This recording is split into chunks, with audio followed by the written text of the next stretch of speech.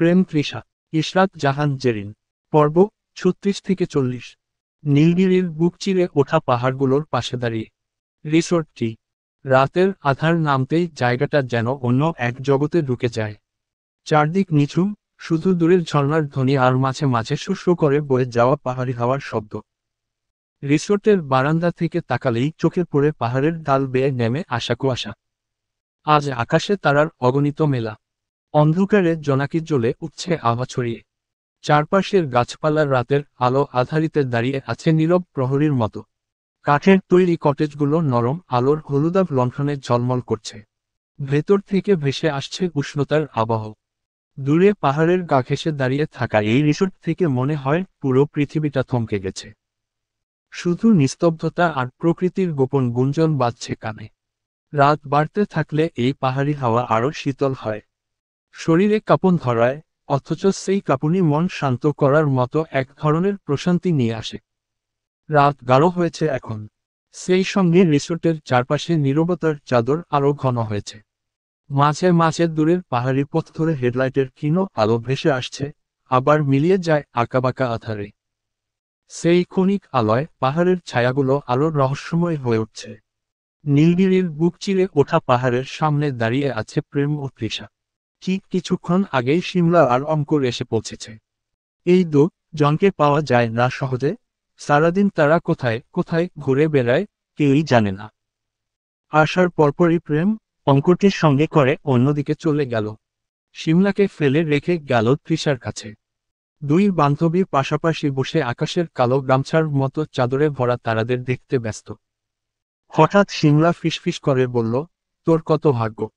বাসার সবাই তোর আর প্রেম ভাইকে মেনে নেবে। তৃষা মৃদু হেসে মাথা নাড়ল, গলায় অনিশ্চয়তা। তোকে কে বলল? ফাউল কথা। আমাকে আমার পরিবার জীবনেও বাড়িতে জায়গা দিবে না। তবে তোর পরিবারের কথা বলতে পারছি না। আচ্ছা, আসল ঘটনা কি বলতো? পালিয়ে চলে এলি কেন? বাসায় বলতেই তো পারতি অঙ্কুরকে ভালোবাসিস।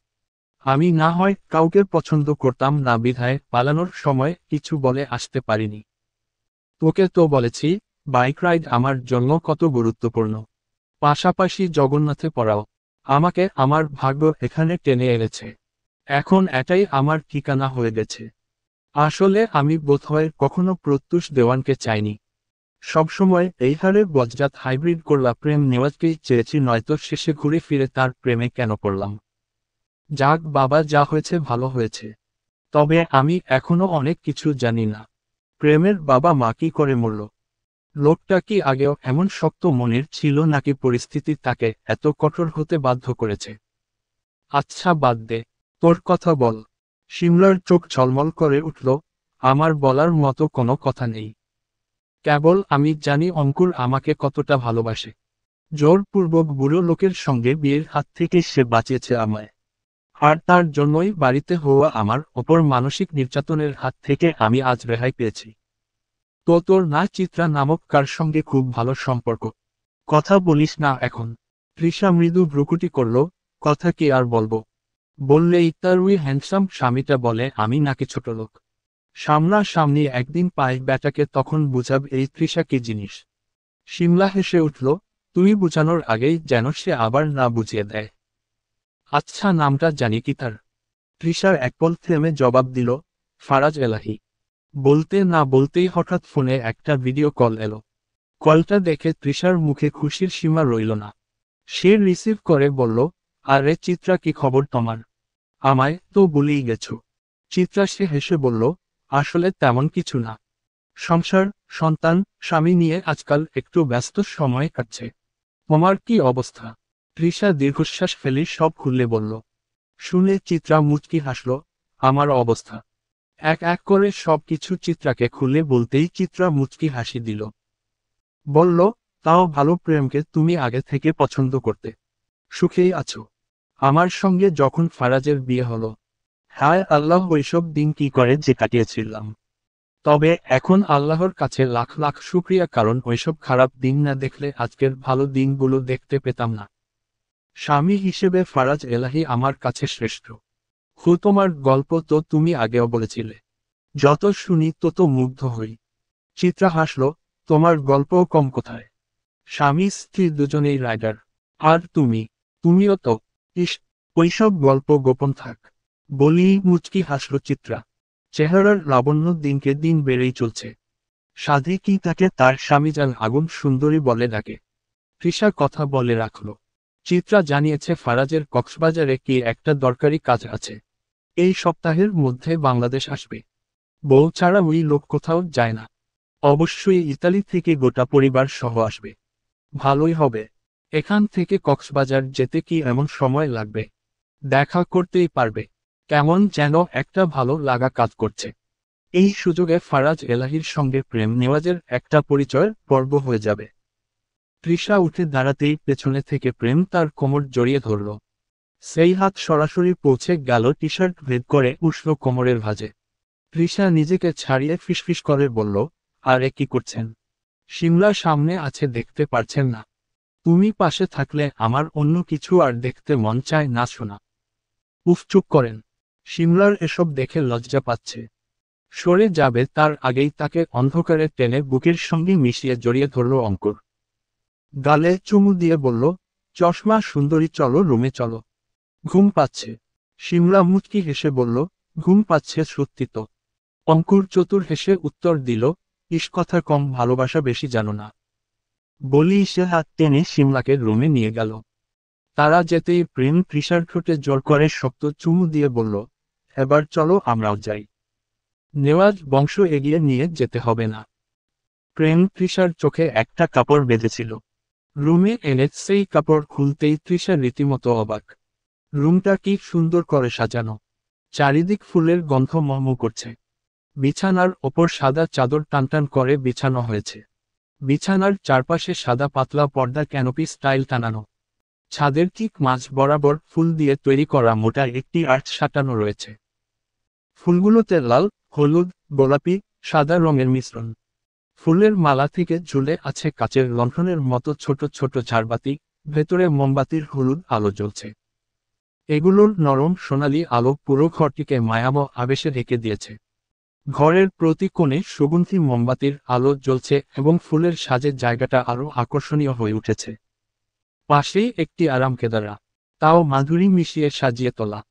তৃষা অবাক হয়ে প্রেমের দিকে তাকাতেই প্রেম তাকে বলল, ওই যে জামা রাখা আছে, তৈরি হয়ে আসো, আমি অপেক্ষায়। তৃষা কিছু বলতে যাবে তার আগেই প্রেম পুনরায় বলল, আজ আর কোনো কথা নয় শোনা। যাও। তৃষা কথা না বলে কাপড়ের ব্যাগটা তুলে নিল। অতঃপর পোশাক বদলে আসতেই দেখল বড় আয়নার সামনে দাঁড়িয়ে আছে প্রেম নেওয়াজ। আলো অন্ধকারের খেলা তার অবয়বটাকে আরো রহস্যময় করে তুলল। গায়ে সাদা ফুলহাতা শার্ট, বুকের উপর নিখুঁতভাবে মানিয়ে নেওয়া কালো ওয়েস্টকোট, গলায় আটশাট কালো টাই। অতীব ভদ্রলোকসুল সাজ। তবে তাকে অন্যদিনগুলোর থেকে আজকে অন্য রকম লাগছে। বলতে গেলে চোখ ফেরানো দায়। এই পুরুষকে অতীব ভদ্র সাজে যে এতটা সুন্দর লাগতে পারে তা ভাবনার বাইরে ছিল। তার লম্বা, সোজা গড়ন, প্রশস্ত কাঁধ আর ছিপছিপে শরীর তাকে আরো আকর্ষণীয় করে তুলেছে। বাম কবজিতে ঝকমকে ঘড়ির আভিজাত্য, ডান হাতে ধরা একটি লাল গোলাপ। তৃষা আসতেই তার গাঢ় বাদামি চোখগুলো একবার তাকে ওপর থেকে নিচ অবধি পরখ করল। রাতের গভীরতার মতো এক কৃষ্ণাঙ্গিনী গাউ। বক্ষদেশের মধুর রেখা ধরে নেমে এসেছে সুচারু সুইটহার্ট নেকলাইন। গাউনের মসৃণ কালো কাপড়টি তার লাবণ্যময় দেহলতা বেয়ে নেমে এসে এক পাশ দিয়ে উঠেছে সাহসী চেরা, যা পদ্মগুলির ঈষৎ ঝলক দেখিয়ে রহস্যময় আমন্ত্রণ জানাচ্ছে। তৃষার শরীরী গঠন যেন তক্ষশিলার ভাস্কর্য, প্রতিটি ভাঁজে অপূর্ব ছন্দ। কোমর থেকে বক্ররেখা নেমে এসেছে এক সুমিতিতে, যা নজর কাড়ে। সুদীর্ঘ, ডেউ খেলানো কেশরাশি তার পিঠের উপর দিয়ে ছড়িয়ে আছে, যেন কালো ঝর্ণাধারা। মুখমণ্ডল প্রেমিকের স্পর্শে আবৃত হলেও তার উজ্জ্বল ত্বক এবং সংযত দেহভঙ্গির সৌন্দর্য প্রকাশ করছে। তৃষার পরনের কালো গাউনে তার শরীরের প্রতিটি বাক স্পষ্ট। প্রেম ঢোক গিলল তার কণ্ঠমণি ওপর নিচ হতে, সে আর থমকে থাকতে পারল না। তৃষার অন্য হাতে উঁচু চোখা হিল জুতো। সে প্রেমের দিকে তাকিয়ে জুতার দিকে ইশারা করতে প্রেম বাঁকা হেসে তাকে কাছে টেনে তার চুলে মুখ গুজে দিল। নিঃশ্বাস তার বন্ধ হয়ে আসছে। এই চুলের গন্ধ তাকে মাতাল করে দিবে। উফ, কন্ট্রোল। তবে প্রেম নেওয়াজের সঙ্গে কন্ট্রোল শব্দটা যায় না। প্রেম তার ঘাড়ে মুখ ডুবিয়ে দিল। তার সুদীর্ঘ চুল পিঠের উপর আলতোভাবে ছড়িয়ে দিল। প্রেমের বাহুদয় তৃষাকে নিবিড়ভাবে জড়িয়ে ধরেছে। প্রেমের ডান হাতটি আলতো করে তৃষার মুখ ছুঁয়ে আছে। তৃষার চোখ দুটি বন্ধ, সে প্রেমের স্পর্শে যেন সমস্ত ক্লান্তি ভুলে নিজেকে সমর্পণ করেছে। প্রেম অত্যন্ত নিচু স্বরে ফিসফিস করল, তৃষা, তোমার প্রেমের তৃষা, তোমায় ছোঁয়ার তৃষায় আমি কিন্তু এবার মরে যাব। একটু হিসেব করে ভালোবাসুন প্রেম নেওয়াজ। এত ভালোবাসা দিলে আমি বেহায়া হয়ে যাব। যে সম্পর্ক হিসেব কষে চলে, সে তো ব্যবসা, ভালোবাসা নয়। প্রেম, আমি না আপনাকে বরবাদ করতে চাই জানেন। আমি তো অলরেডি তোমার প্রেমে বরবাদ হয়ে গেছি। তৃষা মুচকি হাসল। নিজেকে ছাড়িয়ে জুতোর দিকে ইশারা করতেই প্রেম তৃষার দিকে তাকালো। তৃষা তাকে ধাক্কা দিয়ে বিছানায় ফেলে কপাল থেকে আঙুল নিচে নামাতে নামাতে বুকের ওপরে এসে থামল। বুকে একটা চুমু দিয়ে জুতো বাড়িয়ে দিতেই প্রেম চেয়ার টেনে তৃষাকে সেখানে বসিয়ে চেয়ারটা একেবারে টেনে নিজের কাছে নিয়ে আসে। তৃষা তার উলুর ওপর পা রাখতেই প্রেম সেই পায়ে চুমু দিয়ে জুতো পরিয়ে দেয়। অতঃপর ফিতা লাগানোর সময় প্রেমের স্পর্শ যেন বাড়ে। তৃষাকে নিজের কাছে টেনে আসার আগেই দরজায় ঠকঠক শব্দ হয়। তৃষা চিৎকে দূরে সরে যায়। একটা লালচেরি মুখে দিয়ে প্রেমের দিকে তাকাতেই বলল, এইবারের মতো ছাড়লাম, কিন্তু একটু পর শোনা তোমায় এমন বাতাস দেব, বাতাসের খেলায় চোখে জল চলে আসবে। প্রেম চলে যেতেই তৃষা দরজা লাগিয়ে দেয়। ড্রয়ার থেকে জলদি একটা পুতুল বের করল। একটা পুরুষ পুতুল। পুতুলের মাথার চুলগুলো সোনালি রঙের। তৃষা সেই চুলের দিকে তাকিয়ে রইল কিছুক্ষণ, তারপর বলল, এই পুতুলকে কালো রঙের চুলেই ভালো মানাবে। ও পুতুল সোনা, তোমার নতুন চুল চাই বলি। তৃষা হাসল। অতঃপর প্রেমের ফোনটা টেবিলের ওপর থেকে হাতে নিয়ে স্ক্রিনের দিকে তাকালো। প্রেমের ছবিটির দিকে তাকিয়ে গুনগুন করে গান ধরল, প্রেম আমার, ও প্রেম আমার।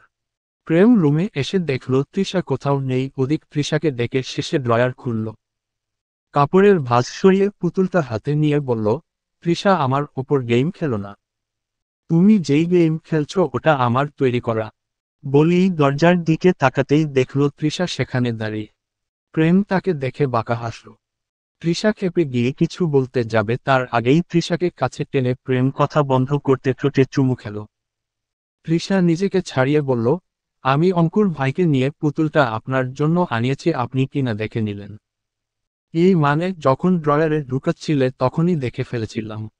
আমার সঙ্গে গেম খেলো সোনা আর ভাবো আমি কিছু বুঝবো না। কিন্তু এই পুতুলের চুল সোনালি কেন? কালো হলে ভালো হতো না? সেটা আমিও ভাবছিলাম। এক কাজ করি চলুন, কুটিল ভঙ্গিতে বলল। প্রেম সন্দেহভরা স্বরে বলল, কি কাজ? তৃষা ঠাট্টা করে জবাব দিল, একটা খুন করে চুল কেটে পুতুলের মাথায় লাগিয়ে দেই। তোমারটাই কাটি। তৃষা চোখ বড় বড় করে জিজ্ঞেস করল, আমারটা কেন? মনে আছে প্রত্যুষকে ধোকা দিয়ে আমার কাছে এসেছ? ভাইয়ের হয়ে শাস্তি দেব নাকি? তো চলে যাই আপনার ভাইয়ের কাছে, দেওয়ান বাড়ির বংশ বাড়িয়ে দিয়ে আসি। প্রেম মুহূর্তেই রেগে যায়। রেগে তৃষার গলা চেপে ধরে ঠোঁটে শক্ত চুমু খেয়ে বলল, শালির ঘরের বউ, আরেকবার মুখ থেকে এই কথা বের কর, জানে মেরে ফেলব। তৃষাকে ছেড়ে দিতে এসে প্রেমের থুতনি আলতো করে কাছে এনে গালের ঠোঁট ছুঁয়ে দিল। অতঃপর হেসে বলল, চিন্তা নেই আমার মেট লিপস্টিক, আপনার গালে লাগবে না সিনিয়র ভাইয়া। প্রেম মুখ ভেঙচি কেটে বলল, আজকে বীজ বপন করলে কালকে বাম্পার ফসল হবে, সে এখনো ভাইয়া ডাকে।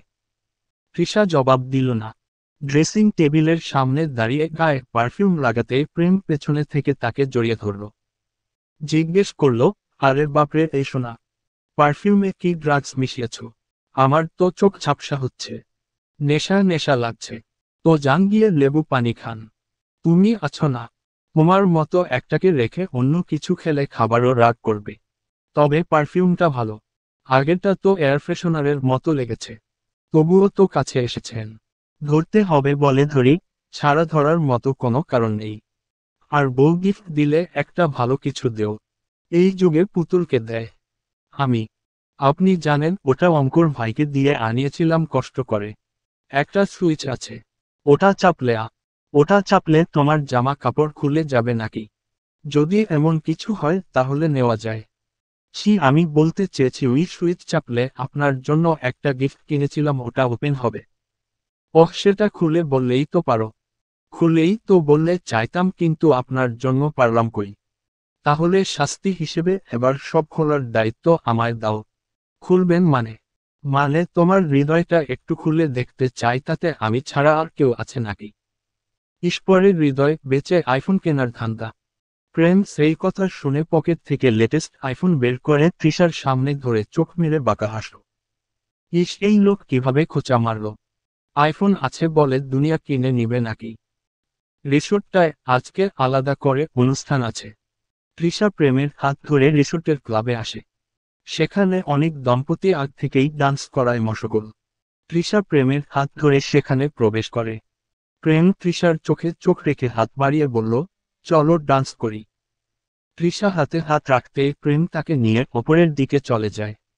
ধীরে ধীরে মৃদু আলোয় ঝরে পড়া নরম সুরের সঙ্গে প্রেম আর তৃষা দুলছে।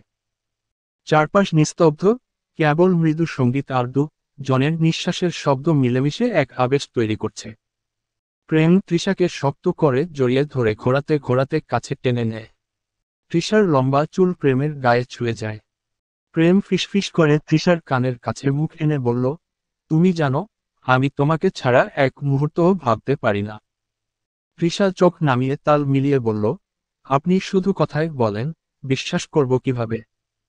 প্রেম হেসে তৃষার চিবুকে হাত রাখে, আলতো করে মুখটা উপরে তোলে। বিশ্বাসের দরকার নেই, অনুভব করো। প্রেম হঠাৎ ঝুঁকে তৃষার ঠোঁটে চুমু খায়। তৃষার লজ্জায় চোখ বন্ধ করে নেয়, তবে হাত দিয়ে প্রেমের গলা জড়িয়ে ধরে। নাচ থেমে যায় না, তারা দুলতে থাকে একই ছন্দে। তৃষা মৃদু কণ্ঠে বলল, আপনি তো নাচের ফাঁকে ফাঁকে আমায় চুরি করে নিচ্ছেন। প্রেম মুচকি হেসে আবার কপালে চুমু দিয়ে বলল, না তৃষা, এটা চুরি নয়, এটা আমার অধিকার।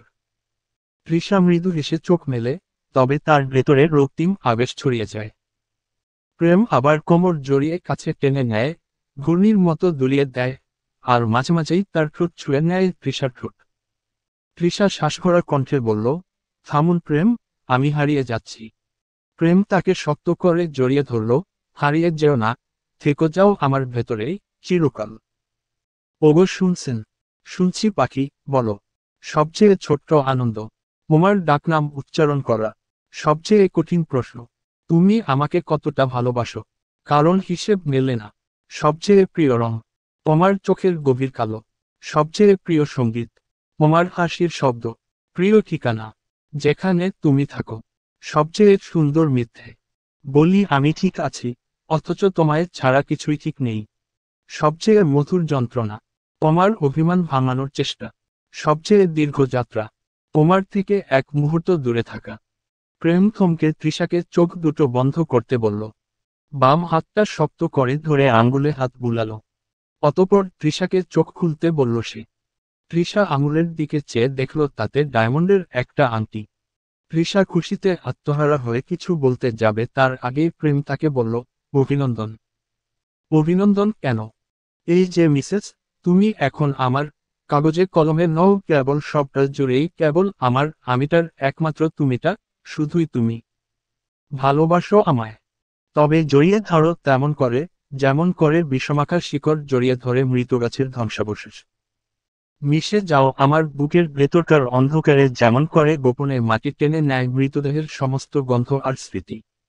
তুমি জানো কি, তোমাকে আমি কেবল আলিঙ্গনের মতো করে কাছে চাই না, চাই তোমাকে এমনভাবে, যেমন করে গাঢ় ছায়া মিশে যায় অন্ধকারের বুক চিরে। যেমন করে কবরের মাটি জড়িয়ে ধরে মৃতদেহে। যেমন করে কাফনের কাপড় ধীরে ধীরে মাংসের গন্ধ শুষে নেয়। যেমন করে নীরবতা গ্রাস করে আকাশের শেষ সূর্যাস্তটাকে। আমি চাই তুমি আমার ভিতরের সমস্ত পচা বিষাদে মিশে যাও, তোমার সাদা রংটা আমার কালোয় মিশে পবিত্র হয়ে যাক। রক্তের সঙ্গে হয়ে যাও আমার বেদনার লাল নদী। চাই তুমি আমাকে এতটাই জড়িয়ে ধরো, যেন তোমার নিঃশ্বাস আর আমার নিঃশ্বাসের সীমায় মুছে যায়। যেন তোমার বুকের শব্দ আর আমার হৃদয়ের ধাক্কা একাকার হয়ে যায়। আমার ভালোবাসা কোনো গোলাপ নয় প্রেয়সী, এটা রাতের বেলায় শ্মশানের আগুনের মতো টকবগে। নীরব, উষ্ণ, ধোঁয়ায় চোখ ভরা, তবু সত্যি এই প্রেমের প্রেময় তৃষা। যদি আমাতে জড়াও, জানাই তোমাকে অভিশাপের মতোই ভয়ানক অভিনন্দন। ভালোবাসা মোবারক আমার ঘরের মালকিন। এই হৃদয়ের কাফন পরে নাও তুমি, এই শরীরের মাটি হয়ে যাও তুমি। কবুল করে নাও আমায়, তোমার উন্মাদ জনাবের ইস্ক। তৃষার চোখে তখন জল। প্রেম সেই অশ্রুসিক্ত নয়নে তৃষাকে জড়িয়ে ঠোঁটে চুমু দিতেই প্রেমের উন্মাদনার গতি বেড়েই চলল। সে ক্লাবের সকলের সামনেই তৃষার কালো গাউনের সরু ফিতা টেনে খুলতেই তৃষা এক মুহূর্তের জন্য ছিটকে তাকে থামিয়ে দিয়ে বলল, কি করছেন প্রেম? আমরা পাবলিক প্লেসে। তাহলে রুমে চলো প্লিজ। হঠাৎ পেছনে থেকে অঙ্কুর এসে ডাকতে প্রেম ক্ষিপ্ত গলায় তাকে বলল, আরে বাল, তোমার আসার সময় নেই। কি হয়েছে? আব্বে প্রেম, তুমি একটু পরে প্রেম করো। আগে একটু সাইডে আয় ভাই, কথা আছে। প্রেম তৃষার চোখের দিকে তাকাতেই তৃষা যাওয়ার জন্য ইশারা করল। যাওয়ার আগে প্রেম তৃষার কপালে চুমু খেয়ে বলল, জাস্ট 2 মিনিট শোনা, আসছি আমি। তৃষা সোফায় গিয়ে বসল। একটা মুগটেল হাতে নিয়ে চুমুক দিতেই পাশে একটা পুরুষ বসল। মুখে মাস্ক পরা, কালো রঙের একটা হুডি, তৃষার গাউনের পিঠ খোলা, পুরোটা জুড়ে চিকন কালো ফিতা। লোকটা তার পেছনের সিটে গিয়ে বসল। একেবারে তার চোখ হাতড়ে বেড়াচ্ছে তৃষার উন্মুক্ত পিঠের ওপর। হঠাৎ সামনের আয়নার দিকে তৃষার চোখ গেল।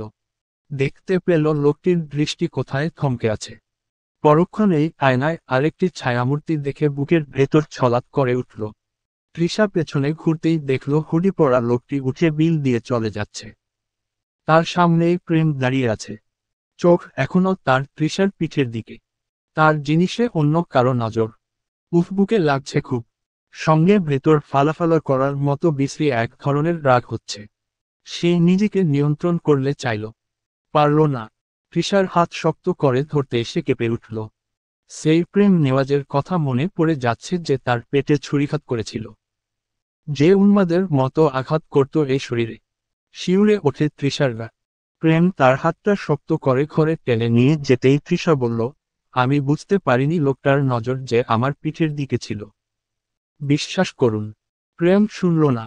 রুমে গিয়ে দরজা লাগিয়ে গা থেকে ব্লেজার খুলে মেঝেতে ফেলে দিয়ে তৃষার ঠোঁটের গুলি বন্ধ করে দিয়ে তাকে চুমু খেলে। যেই পিঠে অন্যের দৃষ্টি গেছে ঝর্ণার দিকে নিচে জল দিয়ে বারংবার ধৌত করল সেই স্থান। যতক্ষণ না মনের ক্ষোভ মিটল ঠিক ততক্ষণ। ভেজা শরীরে তৃষাকে কোলে করে বিছানায় শুয়ে নিজের ভারী শরীরটা ঝুঁকিয়ে দিল তৃষার বুকের ওপর। ধীরে ধীরে তার শিকারী হাত দুটো তৃষার শরীরের প্রতিটি জাল উন্মুক্ত করে তাতে হারিয়ে গেল। স্পর্শের আকুলতা গভীর থেকে গভীরতর হল। তৃষার নিঃশ্বাসও সেই সঙ্গে হয়ে উঠল ভারী। তৃষার চোখের কোণে জল। প্রেম হাত টানা দিয়ে রুমের বাতি বন্ধ করে দিয়ে তৃষার চোখের জল নিজের মধ্যে শুষে নিয়ে বলল, আমি তোমায় না মেরেও কাঁদাবো শোনা। তোমার পিঠের দিকে অন্য পুরুষ তাকাবে কেন? শাস্তি তো সবে শুরু, দেখি কতক্ষণ নিতে পারো। শাস্তি যদি এমন হয় তবে আমি বারবার অপরাধ করতে প্রস্তুত। ডোন্ট মেক অ্যা নয়েজ শালীর ঘরের বউ। বলি বাতি বন্ধ করে প্রেম তৃষার প্রেম মরিয়া হয়ে উঠল। ঘড়ির কাঁটা বলছে তখন মাঝরাত। প্রেমের বুকের অপর তৃষা শুয়ে আছে। প্রেম গভীর ঘুমে মগ্ন। তৃষার পরনে কালো একটা নাইটি। সে প্রেমের দিকে একবার তাকায়। ড্রয়ার থেকে কাপড়ের ভাঁজে রাখা ইঞ্জেকশনটা বের করে। ছোট্ট একটা শিশি থেকে এক ধরনের লিকুইড প্রোডাক্ট বের করে ইঞ্জেকশনে ঢুকিয়ে প্রেমের দিকে তাকায়। তার হাতের পুশ করে বলে, সরি, আমার হাতে আর কোনো উপায় নেই। কাজ শেষ করে তৃষা ড্রেসিং যায়। খোলামেলা নাইটির ওপর একটা কালো হুডি পরে রুমের দরজা খুলে বাইরে চলে যায়। যেতে নিয়ে একবার ফিরে আসে। তখন ড্রয়ারের অপর পুতুলটি রেখেছিল। ওটার দিকে দৃষ্টি যায় তার। কি একটা ভেবে পুতুলটার সঙ্গে করে নিয়ে নেয়। যাওয়ার সময় একবার পেছনে ফিরে প্রেমের দিকে তাকায়। তারপর চোখ ফিরিয়ে চলে যায়। শিমলার গরম লাগছে। ঘুমিয়েছিল, তবে হঠাৎ করেই মনে হলো স্বামীর উষ্ণতা থেকে সে বঞ্চিত হচ্ছে। তাকাতে ইচ্ছে করছে না। তাকালেই ঘুম হালকা হয়ে যায়। তবুও সে পাশ ফিরল। বিছানার বা পাশ হাতড়ে কিছুটা অবাক হয়ে পাশের টেবিল থেকে চশমা নিয়ে বাতি জ্বালিয়ে দেখল অঙ্কুর পাশে নেই। শিমলা উঠে বাথরুমে গেল। বারান্দায় খুঁজল, অঙ্কুর কোথাও নেই। এই রাতের বেলা কোথায় যেতে পারে? তার চোখে জল চলে এলো। ফোন করল অঙ্কুরকে, সে ধরল না। শেষে বিছানায় ধপাস করে বসে পড়ল শিমলা। বিড়বিড় করে কাপা গলায় আওড়ালো, আর কত অঙ্কুর। আজকের রাতে আবারও অন্ধকার রুমের চারপাশ ফুল দিয়ে সাজানো। অদ্ভুত সুন্দর একটা সুগন্ধ বাতাসে ঘুরে বেড়াচ্ছে। পাহাড়ি রিসোর্টের জানালা দিয়ে কি সুন্দর বাতাস আসছে। বাইরের বাতাস আর বৃষ্টি একসঙ্গে। কালো হুডি পরা লোকটি বাথটবের জলে বড় বড় বরফের টুকরো ছেড়ে দিল। এই তীব্র ঠান্ডায় নগ্ন হল। তারপর নেমে পড়ল বরফ জলে। রক্ত চায় তার। রক্ত জলে স্নান না করলে ঘুম আসে না তার। সে পাশে রাখা ছুরিটা হাতে নিতেই দরজার সামনে দাঁড়িয়ে থাকা নারীর কণ্ঠ তাকে থমকে দেয়। লোকটি সেই নারীকে দেখে এক মুহূর্তে খুশি হয়ে যায়। নারীটির পরনে কালো নাইটি। লোকটি তাকে দেখে বলল, অবশেষে এলে তুমি। তুমি জানো না আমি তোমার জন্য অপেক্ষা করে থাকি। সব সময় কি আমার এভাবে তোমার কাছে আসা সম্ভব? তুমি না ফিরলে কিন্তু আমি একের পর এক খুন করে যাব।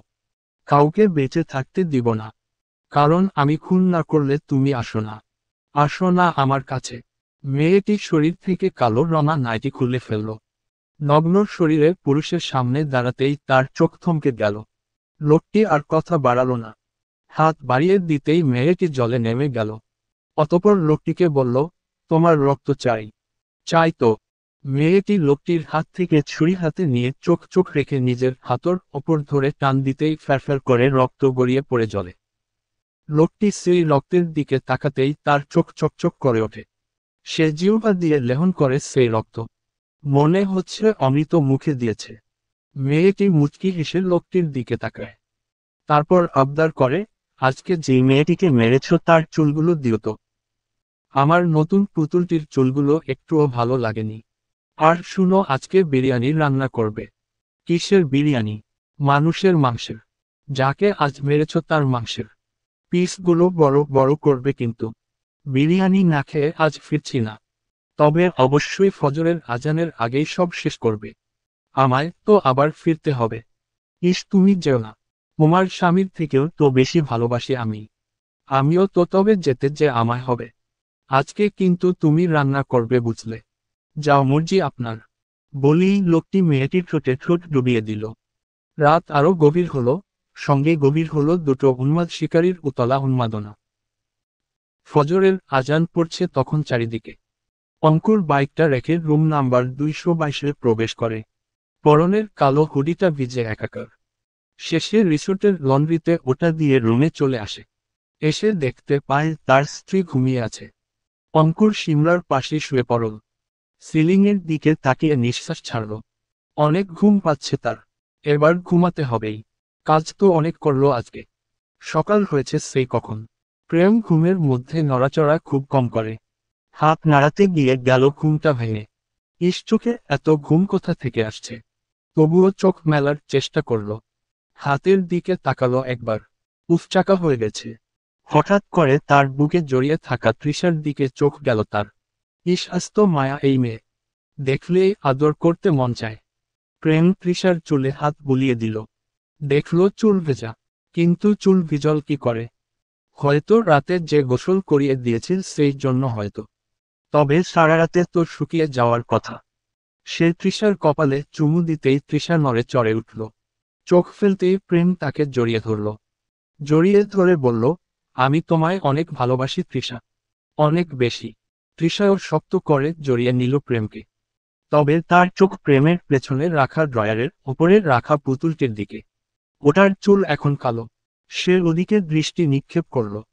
বাঁকা হেসে মৃদু কণ্ঠে জবাব দিল, আমিও আপনাকে অনেক বেশি ভালোবাসি প্রেম। হেতিজা দুপুরে ভাতের থালা ছুঁয়েও দেখেনি। বুকের ভেতরটা যেন কাটার বন। প্রেমা পাশে বসতেই তার চোখের জল আর্তনাদের মতো ফেটে বেরিয়ে এল। একটা শুকনো নদীর বুকে হঠাৎ জলোচ্ছ্বাস। প্রেমা মাকে বুকে টেনে নিল। হয়তো এই বুকেই মা আশ্রয় পাবে। তৃষা চলে যাওয়ার পর থেকে প্রত্যুষ রাতে বাসায় ফিরে না। দিনেও কোথায় খায়, কি করে, খোদা ছাড়া কেউ জানেন না। যে ছেলেটা একসময় সবার গর্ব ছিল, সেই ছেলেটির জীবন এখন হেতিজার চোখের সামনে ধ্বংসস্তূপে পরিণত হচ্ছে। মায়ের বুকটা হাহাকার করে ওঠে। কেবল কান্নায় আসে। কেন যেউনি মেয়েটিকে ভালোবেসেছিল। এ ভালোবাসা তো জীবনটাকেই গিলে খাচ্ছে, ধ্বংস করে নিঃশেষ করে দিচ্ছে। প্রেমা, একবার কল কর তো তোর ভাইকে। হেতিজার গলা শুকনো, কাপা। প্রেমা তাই করল। কিন্তু কল যেতেই স্ক্রিনে সেই একই দৃশ্য, ফোন বন্ধ।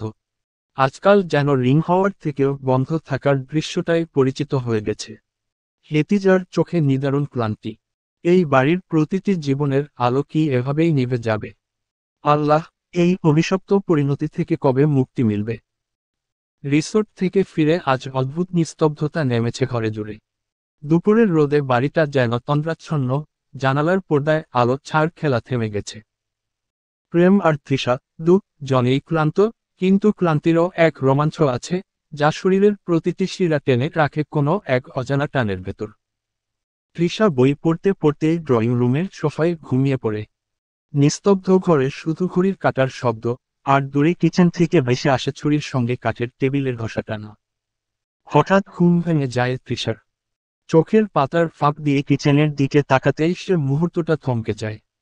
ওপেন কিচেনের আলোয় দাঁড়িয়ে আছে এক পুরুষ, কালো রঙের ট্রাউজার, আর শরীরের উপরে অন্ধকারের মতো দৃঢ় ছায়া। তার পিঠটা এতটাই চওড়া যে আলোর রেখাটাও সেখানে ভেঙে গেছে। তৃষা স্থির হয়ে তাকিয়ে থাকে। এই দৃশ্য যেন কোনো মানুষের নয়, বরং এক অনিবার্য মার মতো, যা তাকিয়ে থাকতে বাধ্য করে। ঘুম ভাঙার পর এমন দৃশ্য জন নারীর কপালে জোটে। তার বুকের ভেতরটা হঠাৎ ভারী হয়ে আসে। পুরুষটি এখনো পেছনে ফিরে তাকায়নি, তবুও তার উপস্থিতি ঘরের প্রতিটি কোণে গায়ে গায়ে লেগে আছে, এক ধরনের অজানা উষ্ণতা হয়ে। তৃষার মনে হয়, এই মানুষটা যদি এখন ঘুরে তাকায়, তাহলে সে হয়তো নিজের সমস্ত ঘুম, সমস্ত নিঃশ্বাস হারিয়ে ফেলবে সেই চোখের ভেতর। সে উঠে যায়। এক পা দুই পা করে কিচেনে গিয়ে পেছনে থেকে উঠে জড়িয়ে ধরে প্রেমকে। পিঠে চুমু খেয়ে বলে, আপনাকে অসীম ভালোবাসায় আমি ভালোবাসি। প্রেম পেছনে ঘুরে তৃষার নাকে নাক ঘুষে ঠোঁট ঠোঁট বুলিয়ে বলল, আমিও মিসেস নেওয়াজ আপনাকে অসীম ভালোবাসি। কি রান্না করেছেন? তৃষা জিজ্ঞেস করল। প্রেম তাকে বুকে জড়িয়ে ধরে বলল, সব আপনার পছন্দের খাবার। আপনি এগুলো খাবেন আর আমি পুরোটা বলার আগেই তৃষা প্রেমের ঠোঁটে আঙুল ছুঁয়ে তাকে থামিয়ে বলল, ঈশ্বরশয়। প্রেম আঙুল সরিয়ে নিয়ে বলল, এমন ভাবে থামতে বললে কেন জানি আমার আরো বেশি করে শব্দ করতে ইচ্ছে করে। তৃষা হাসল। তারপর বলল, পেটে ইঁদুর দৌড়াচ্ছে। জলদি খাবার দেন। খায় আগে। ইঁদুর দৌড়াচ্ছে? তাহলে তো ইঁদুর মারার বিষ খেতে হবে আপনাকে মিসেস নেওয়াজ। আপনার মুখের যেই কথা। আর বিষ খাওয়ার দরকার নেই। শালি মিঠা কথা তোমার দরবারে সয় না। তোমায় ডিম থেরাপি দেওয়া উচিত, নট প্রেম থেরাপি। পাহাড়ি পথটা বিকেলের আলোয় ধীরে ধীরে গলে যাচ্ছে। গাছের পাতার ফাঁক দিয়ে ছিটকে আসা রোদ চিকমিক করছে মাটিতে, যেন কেউ সোনার গুঁড়ো ছড়িয়ে দিয়েছে। আজকে সারাদিন আদিবাসী গ্রামে ঘুরবে তারা। রাতে ক্যাম্পফায়ার করবে। প্রেম আর তৃষা পাথরের সরু পথ ধরে এগোচ্ছে। বাতাসে নরম একটা ঠান্ডা ছোঁয়া। মাটির সোদা ঘ্রাণে মন ভরে যাচ্ছে। কোথাও কাছেই হয়তো কারো উঠোনে চাল শুকোচ্ছে, আর তার পাশেই পাথর ঘেঁষে বসে আদিবাসী কিছু লোক গান গাইছে, বাঁশি বাজাচ্ছে। সেই সুর নেমে এসেছে পাহাড়ের বুক থেকে, মাটির ভেতর দিয়ে সোজা হৃদয় গিয়ে লাগে। তৃষা হাঁটা থামিয়ে চারপাশে তাকায়। তার চোখে অনির্বচনীয় বিস্ময়। পাহাড়ের পেছনে লুকোচুরি খেলছে সূর্য। আকাশে কমলা আর গোলাপি রঙের মিশেল। দূরে ধোয়া উঠছে রান্নাগুলো থেকে, তার সঙ্গে মিশে আছে পোড়া কাঠ আর পুড়তে থাকা পাতার গন্ধ। তৃষা নরম স্বরে প্রেমকে বলল, সবকিছু যেন স্বপ্নের মতো লাগছে। প্রেম, এরা কত সরল, অথচ কত রঙিন। জানেন, এদের মুখে কোনো ক্লান্তি নেই। মনে হয় প্রকৃতি নিজেই হাসছে ওদের সঙ্গে। প্রেম থেমে গিয়ে একটু তাকালো তার দিকে। তৃষার চুলের পাশে সূর্যের আলো লেগে ঝলমল করছে। তার চোখে পাহাড়ের প্রতিফলন। প্রেম মৃদু হেসে বলল, এদের চোখে শহরের মতো ধোয়া নেই, আছে কেবল আলো। আর সেই আলোয় তুমিও আলাদা করে ঝলমল করছো আজ। তৃষা কিছু বলতে পারল না। শুধু চুপ করে তাকিয়ে রইল দূরের পাহাড়ের দিকে। বাতাসে দুলছে তার চুল, আর কানে বাজছে দোলের সুর। ঠিক তখনই একদল বাচ্চা ছুটে এলো। তাদের হাতে ছোট ছোট ফুলের তোড়া, আর রঙিন পাথর দিয়ে বানানো ব্রেসলেট। তারা হাসতে হাসতে তৃষার সামনে থামল। একটা মেয়ে এগিয়ে এসে তৃষার কবজিতে পরিয়ে দিল লালচে পাথরের বালা। আর একটা ছেলে ফুলের মালা গলায় পরিয়ে দিল প্রেমের। তৃষা প্রেমের দিকে তাকাতেই সে বলল, তুমি আমার জীবনের জন্য অতীব গুরুত্বপূর্ণ। তাই তোমার জন্য সামান্য একটু আয়োজন তো করতেই পারি।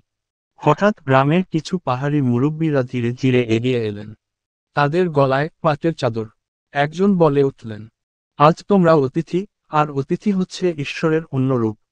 আমাদের গ্রাম আমাদের কাছে সবকিছু। এই গ্রামের সূর্য ডোবে, কিন্তু ভালোবাসা কখনো ডোবে না।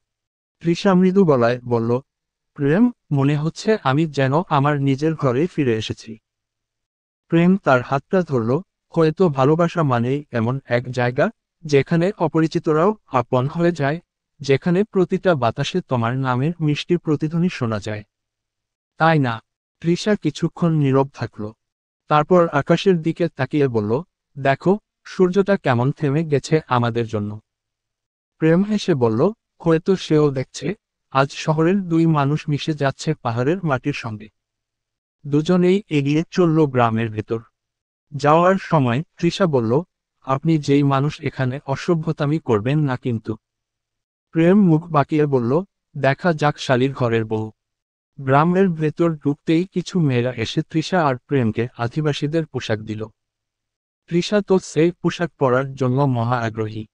তবে প্রেম নাড়িয়ে চাড়িয়ে দেখল একবার। তারপর তৃষার কানের সামনে ফিসফিস করে বলল, এই সোনা, তুমি চাইলে আমি পোশাক ছাড়াই থাকতে পারবো। দেখবে, এই পাহাড়ের থেকেও সুন্দরী প্রাকৃতিক দৃশ্য দেখিয়ে ওদের মুগ্ধ করে দেব। প্রেমের বাচ্চা চুপ থাক। শালীর ঘরের বউ তুই চুপ থাক। বলি চুল ঠিক করে প্রেম সামনের মেয়েগুলোর দিকে তাকিয়ে বলল, এই গার্লস, আমি এসব চাংচুং ড্রেস পরতে পারি না। সাহায্য করলে প্রাকৃতিক দৃশ্য দেখাবো। মেয়েগুলো সেই কথা বুঝলো কিনা কে জানে। তার আগে তৃষা তার পায়ের ওপর পাড়া দিয়ে বলল, দেন, আমি সাহায্য করছি। প্রেমের পোশাকটি হচ্ছে লালচে রঙের লুঙ্গি, সঙ্গে কাপড়ের শার্ট। আর তৃষারটি হচ্ছে অপূর্ব বেগুনি, হলুদ আর সবুজ রঙে বোনা হ্যান্ডলুম জামা, যার কাঁধে ঝুলছে নরম, শাড়ির মতো এক টুকরো কাপড়। সেই কাপড়ের সূক্ষ্ম নকশা, ফুল, পাখি আর জলের ঢেউয়ের মতো নকশা, যেন প্রকৃতিরই অনুবাদ।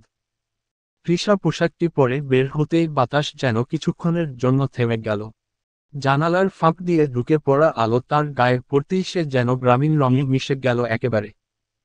চুলের পাশে ছোট্ট ফুল গুজে সে হাসল, এরা কত সুন্দর করে বুনে, প্রতিটা সুতোয় যেন একটা গল্প লুকিয়ে আছে। প্রেম তাকিয়ে রইল নীরবতায়, তারপর মৃদু হেসে বলল, এই বউ, বলবো না তোমাকে মহা সুন্দরী লাগছে। বাট গড প্রমিস, হেভি বাসর পাচ্ছে আমার। একটু চিপায় আসো প্লিজ। তৃষা চারপাশে তাকিয়ে প্রেমকে চোখ রাঙায়। উফ, এই লোকটাও না। সূর্য ডোবার সঙ্গে সঙ্গে গ্রামের কেন্দ্রস্থলে জ্বলতে শুরু করলো অগ্নিকুণ্ড। একটা বড় হারিয়ে যাওয়া আচরির মতো, যা ধুলোকে উড়িয়ে দিয়ে উষ্ণ আলো ছড়িয়ে দিচ্ছে। বাঁশের ভেতর ভরা ভাত ফুপে ফুপে ধোয়া ছুটছে আকাশ। মাটির হাঁড়িতে সাজানো খাবারগুলো, বাঁশের মধ্যে রান্না করা মাংস, ঝকঝকে সবজি, ধোয়া ওঠা বুনো মুগরির ঝোল, ঝিঝির কাঁকড়া সবই আছে। সঙ্গে সিদ্ধ সবজি, শীতল দিয়ে মরিচ ভর্তা কিনেই থাকে। আর বাঁশপাতায় মোড়া মিষ্টি পিঠা, তার কোনো তুলনা নেই। খাবার শেষে সবাই আগুনের চারপাশে গোল করে বসল। আগুনের ফটকার শব্দ কানে গম্ভীর তাল বেঁধে দিচ্ছে। বৃদ্ধ একটা লোক মাঝে বসা। সেই লোকটি স্বরে স্বরে বলতে শুরু করল, পাহাড়ের আত্মা, নদীর রানী, আর হারিয়ে যাওয়া প্রেমের কাহিনী। তৃষা প্রেমের কাঁধে মাথা রেখে সেই গল্প শুনতে ব্যস্ত। মাঝে মাঝে সে চুপচাপ হেসে উঠছে, গল্পের কাতারে মুখ চেপে ধরত। গল্পগুলো ভীতিকর ছিল না, বরং তারা ছিল বিশ্বাস উদযাপন, সেই বিশ্বাস যে মানুষকে জোড়া লাগায় প্রকৃতির সঙ্গে। গল্পের এক মুহূর্তে প্রেম বলল, এদের গল্পে কোনো ভয় নেই, শুধু বিশ্বাস। তৃষা ধীর করে বলল, হয়তো এই বিশ্বাসটাই ভালোবাসার প্রথম পাঠ। তাহলে বাসায় চলো, জলদি তোমায় ভালোবাসার দ্বিতীয় পাঠের সঙ্গে পরিচয় করিয়ে দেই। তৃষা প্রেমের চুলে হাত বুলিয়ে দিল। অতঃপর বলল, আমার না প্রেম, বিরিয়ানি খেতে মন চাইছে। মাত্র না, তুই মেয়ে নাদানের মতো গিলল। এত খাবার যায় কই?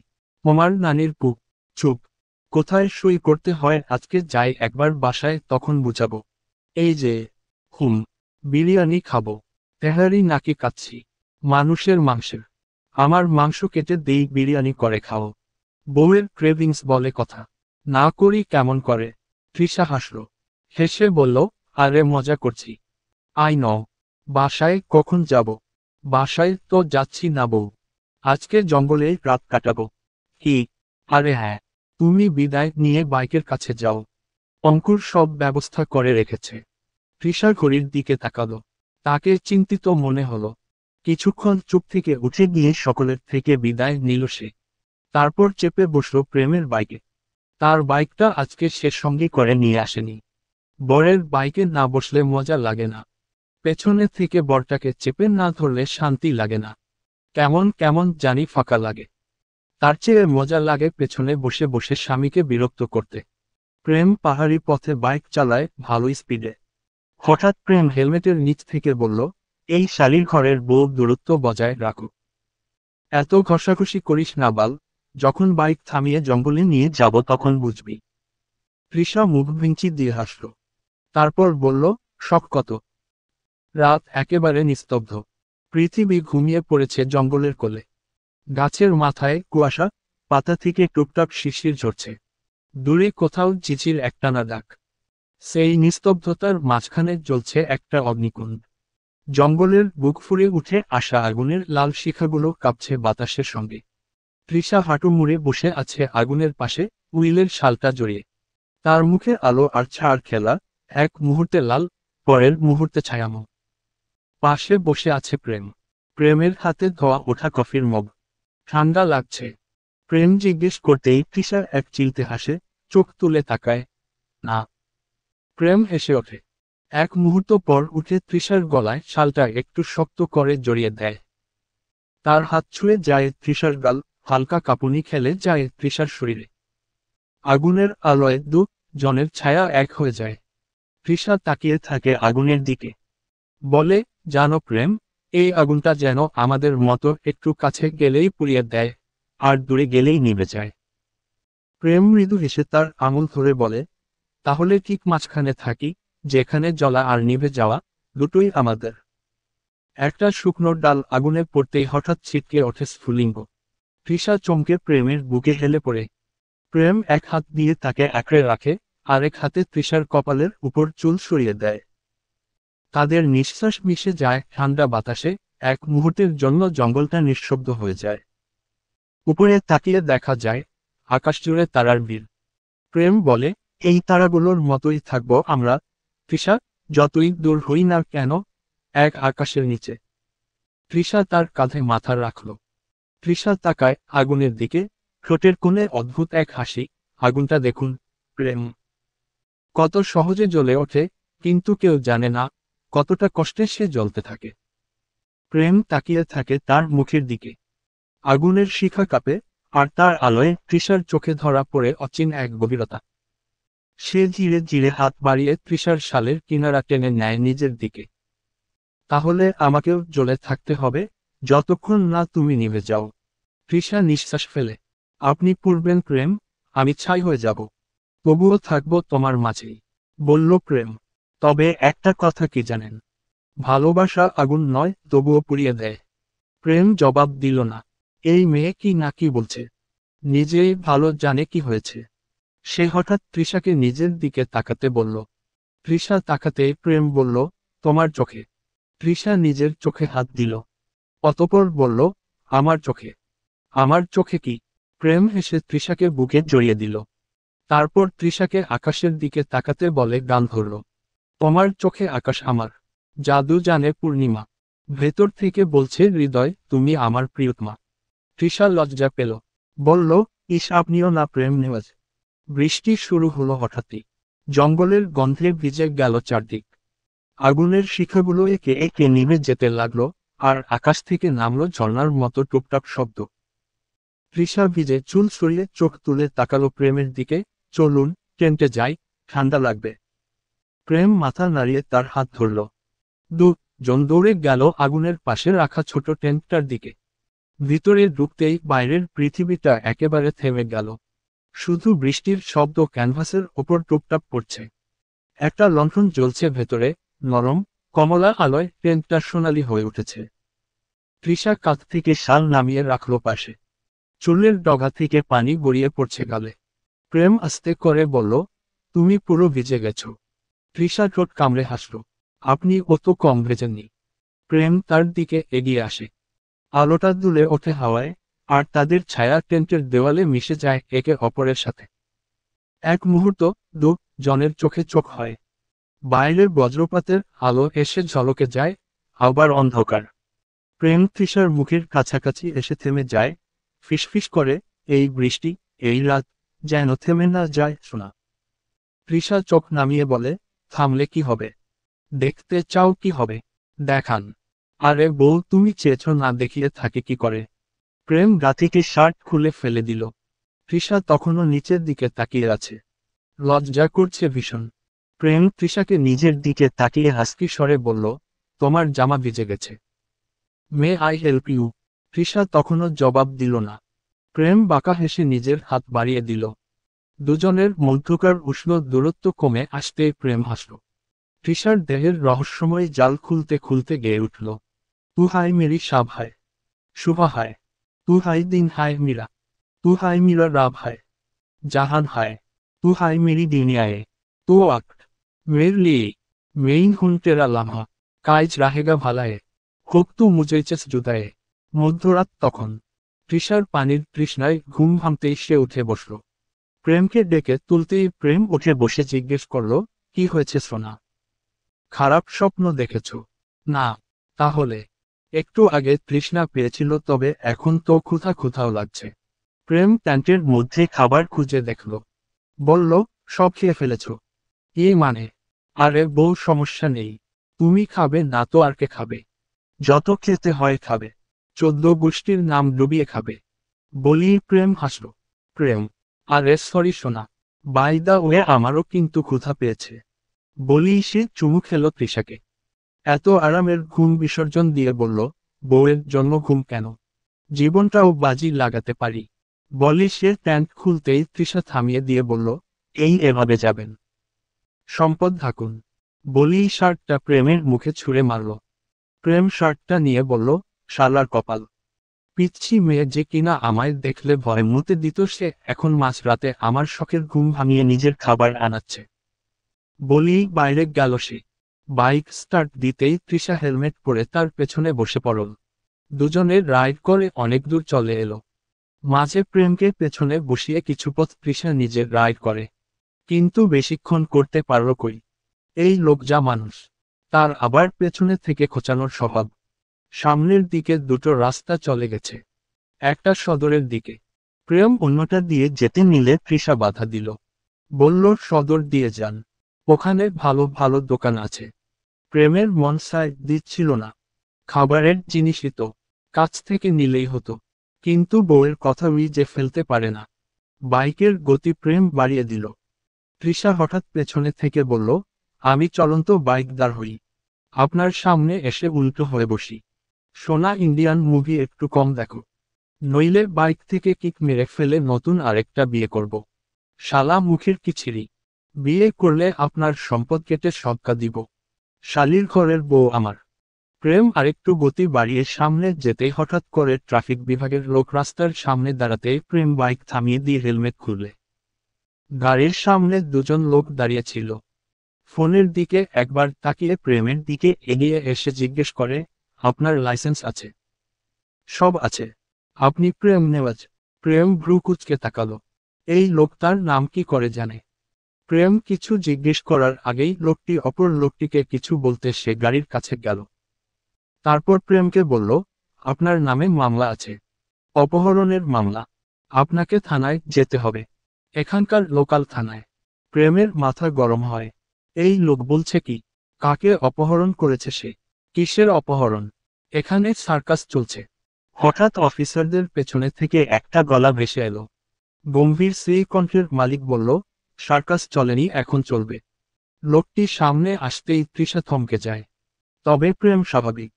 তৃষা কিছু বলতে যাবে তার আগে প্রত্যুষ তার লোকেদের আদেশ করল, এক মুহূর্ত বসে না থেকে হ্যান্ডকাফ পরাও। তৃষা সামনে এসে জিজ্ঞেস করল, কিন্তু কোন অপরাধে? আর এসব কি হচ্ছে প্রত্যুষ?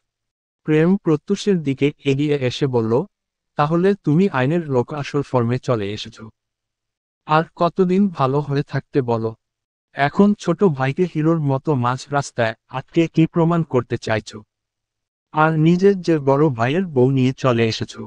বউ না, হবু বউ। তোমার না হওয়া সুন্দরী এখন আমার মিসেস। মিসেস প্রেম নেওয়াজ। প্রত্যুষ রাগে হাত মুষ্টি বদ্ধ করল। একটা নিঃশ্বাস ছেড়ে তৃষাকে বলল, তৃষা, আমি জোর করার আগেই আমার সঙ্গে আসো। যাবে না আমার বউ তোর মতো ছাগলের সঙ্গে। তৃষা। তৃষা তখনও চুপসে দাঁড়িয়ে আছে। প্রত্যুষ তার দিকে তাকিয়ে আছে। জলদি আসো। এসেই গাড়িতে বসো। অনেক নাটক হয়েছে। তৃষা তখনও চুপ। প্রেম তাকে বলল, আমি অঙ্কুরকে কল করছি। তুমি সিমলা আর অঙ্কুরের সঙ্গে বাড়ি যাও। উহু বললাম না, তৃষা আমার সঙ্গে যাবে। প্রত্যুষ মাছ দিয়ে বলল। প্রেম রাগে তার দিকে চেয়ে বলল, দেখ ভাই, মাথাটা বিগড়ে দিস না। এখানে বালের নাটক মারাতে আসেনি প্রেম। প্রেম অঙ্কুরকে কল করতে যাবে তার আগেই প্রত্যুষের আদেশে পাশে দাঁড়িয়ে থাকা লোকটি ফোন কেড়ে নেয় প্রেমের। প্রেমের এবার পা অবধি মাথা পর্যন্ত জ্বলছে। তৃষা একবার তার দিকে তাকায়, অন্যবার প্রত্যুষের দিকে। প্রেম মুখ বাঁকিয়ে বলল, শালার ভাই, কাহিনী খতম করো। এখানে সিন্নি বিলাচ্ছি না বাল। আমার বউ তোর মতো বালের সঙ্গে যাবে না। তুই সামনের থেকে শর্ত দেখবি ভাই, তোরটা আমার সঙ্গে যায় কিনা। বলি প্রত্যুষ তৃষার দিকে তাকিয়ে হাসল। আর কিছু বলতে হলো না তাকে। তার আগেই তৃষা তার দিকে এগিয়ে গেল। প্রেম সেই দৃশ্য দেখে অবাক। কিছু বলার আগেই পাশের লোক তার হাতে হ্যান্ডকাফ পরিয়ে দিল। তৃষা প্রেমের সামনে প্রত্যুষের গাড়িতে উঠে গেল। প্রেমকে আইনের লোক দুজন টেনে পেছনের গাড়িতে উঠানোর চেষ্টা করছে। প্রেমকে টেনে নিয়ে যেতে পারছে না। প্রেম বারবার চিৎকার করে বলছে, তৃষা নেমে পড়। খোদার কসম, জানে মেরে ফেলব। প্রত্যুষের সঙ্গে গেলে মেরে ফেলব, কিন্তু তৃষা, তুই অন্তত আমার হাতে জবাই হতে চাস না। এই তৃষা, বউ নেমে পড়। আমি বাড়ি ফিরলে শনি আছে তোর কপালে। বউ, নাম প্লিজ, প্লিজ নাম। প্রেমের হাহাকার তৃষার কানে পৌঁছাল কি? প্রেমকে গাড়িতে বসানো হলো। তৃষা কথা বলছে না। নিচের দিকে তাকিয়ে সিটে বসে আছে। প্রত্যুষ গাড়িতে ওঠার আগে প্রেমের গাড়ির কাছে যায়। লোকেরা প্রেমকে আটকে রাখতে পারছে না। প্রেম পারছে না সবাইকে এখানে শেষ করে ফেলে। রাগে শরীরের রগ নীল হয়ে এসেছে। প্রত্যুষ গর্বের সহিত প্যান্টের পকেট হাত গুজে সালাম ঠুকে বলল, থানায় দেখা হবে বেআইনের লোক। কারাগারের স্যাঁতস্যাঁতে মেঝেতে হাঁটু গেড়ে বসে আছে প্রেম। মুখ বুজে রেখেছে দুই হাঁটুর ফাঁকে, দেহ কাঁপছে অনিয়ন্ত্রিতভাবে। এক্ষুনি ওকে ইঞ্জেকশন দেওয়া হয়েছে। অঙ্কুর নিজ হাতে দিয়েছে। প্রেমের পুরনো সমস্যা যখনই মানসিক আঘাত বা অতিরিক্ত ট্রমা আছড়ে পড়ে, তখনই শরীরে সুগারের মাত্রা হঠাৎ নেমে যায় বিপজ্জনক পর্যায়ে। কিছুক্ষণ আগেও সে জ্ঞান হারিয়েছিল, ঠান্ডা ঘামে ভিজে গিয়েছিল তার জামাকাপড়, ঠোঁট নীল হয়ে এসেছিল। তখনই অঙ্কুর দৌড়ে গিয়ে ইঞ্জেকশনটা পুশ করে, না হলে হয়তো এর মুহূর্তে প্রেম নিথর দেহ হয়ে পড়ে থাকত। ভাগ্যিস অঙ্কুর নিজের কাছে প্রেমের এই ইঞ্জেকশনটা রাখে। প্রেমকে কতবার বলেছে সবসময় এসব নিজের সঙ্গেই রাখতে। প্রেম এখন আগের থেকে ভালো আছে। কিন্তু শরীর সামলে উঠলেও মন তো এখনো তাণ্ডব করছে ভেতরে। মাথাটা ভনভন করছে, চোখ দুটি রক্তাভ। হাতে যেন স্থিরতা নেই, অবিরাম কাঁপছে। বারবার অঙ্কুরের দিকে তাকিয়ে অস্পষ্ট গলায় বলছে, ভাই, তৃষাকে নিয়ে আয়। তৃষাকে ফিরিয়ে আনো। প্রত্যুষ কোথায় নিয়ে গেল ওকে? অঙ্কুরের কণ্ঠ কাঁপছে, তবু সে শান্তভাবে বোঝাতে চেষ্টা করে, সব ঠিক হয়ে যাবে প্রেম। তৃষা ফিরে আসবে। এই তো বাইরে কথা বলছে সে। কিন্তু প্রেম কি বোঝে যুক্তি? যার হৃদয়ে আগুন লেলিহান, সেখানে আশ্বাসের পানি ছুঁয়ে দিলেও পৌঁছায় না। সে হঠাৎ মুখ তুলে তাকায়। মনে অনেক প্রশ্ন। প্রেম যেন নিজেই এখন প্রজ্বলিত প্রশ্নচিহ্ন। যে প্রশ্নের উত্তর কারাগারের দেয়ালও জানে না। থানা থেকে কিছুটা দূরে, নিঃসঙ্গ ও গাছপালায় আচ্ছাদিত একটা নির্জন প্রান্তর। বাতাসে কেবল পত্রপাতের মৃদু শব্দ, আর দূর থেকে ভেসে আসা কোনো পথভোলা কুকুরের ডাকের শূন্যতা আরো ঘন হয়ে উঠেছে এই স্থানে। সেই নিস্তব্ধতার মাঝখানে লোহার শীতল বেঞ্চটিতে পাশাপাশি বসে আছে প্রত্যুষ ও তৃষা। প্রত্যুষ দীর্ঘক্ষণ নীরব ছিল। অবশেষে এক অদ্ভুত সংকোচ আর ক্ষীণ সাহস মিশ্রিত স্বরে প্রশ্ন করল, তুমি কি আমায় ভালোবাসো না তৃষা? তোমায় তো প্রেম জোর করে বিয়ে করেছিল, তাই না? তৃষা ধীরে মুখ তুলল। তার চোখ দুটি প্রত্যুষের চোখে স্থির হয়ে রইল। সেই দৃষ্টিতে এক ধরনের নির্ভীক স্থিতি। সে বলল, দেখুন, আমি ঘুরিয়ে পেঁচিয়ে কথা বলতে জানি না। সরলভাবে সত্য কথাটাই বলবো। আপনার ভাই, প্রেম নেওয়াজ, তাকে প্রথম দেখাতেই আমার ভালো লেগেছিল। তবে কখনো তা প্রকাশ করিনি, কারণ তখনও নিজের অনুভূতির গভীরতা বুঝিনি। পরে আপনার সঙ্গে পরিচয় হলো। প্রথমে ভেবেছিলাম, হয়তো আপনি সেই মানুষ যার সঙ্গে জীবনটা কোনো শান্ত বাঁধনে বাঁধা যেতে পারে। কিন্তু সময় সবকিছু বদলে দিয়েছে। আজ আমি নিশ্চিতভাবে জানি, প্রেম নেওয়াজ ছাড়া আমি কিছুই নই। দিনের পর দিন তার অনুপস্থিতিতে আমি নিজেকে হারাতে বসেছিলাম। তাকে হারিয়ে যে যন্ত্রণা পেয়েছি, তা কেবল আমিই জানি, তার কোনো পরিমাপ নেই। তাই ক্ষমা করবেন, আমি আপনাকে কিছুটা ব্যবহার করেছি। আপনার আবেগের উপর ভর করেই আমি চেষ্টা করেছি প্রেমকে ফিরে পেতে। যদি সেদিন আপনার সঙ্গে আমার বিয়ে না ঠিক হতো, হয়তো প্রেম কোনোদিন ফিরে আসতো না। আপনি ভালো মানুষ, মিস্টার দেওয়ান। আপনি এমন একজন নারী ডিজার্ভ করেন, যে সত্যিই আপনাকে ভালোবাসবে, আমার মতো নয়। নিজেকে ভালো রাখুন। সুখে থাকার উপায় নিজেই খুঁজে বের করুন। একটি সামান্য বিষয়কে এত বিশাল করে তোলার কোনো মানে হয় না। আর আমাদের মধ্যে কোনো গভীর সম্পর্কও তো ছিল না, একটু সহানুভূতি, সামান্য যোগাযোগ, এই পর্যন্তই। আমি প্রেম নেওয়াজকে ভালোবাসি। সেই আমার সবকিছু। তার জায়গা কেউ নিতে পারবে না, কোনোদিনও না। আপনি আজ আপনার নিজের ভাইকে জেলের অন্ধকারে নিক্ষেপ করেছেন। নিজের হাতে হাতকড়া পরিয়েছেন।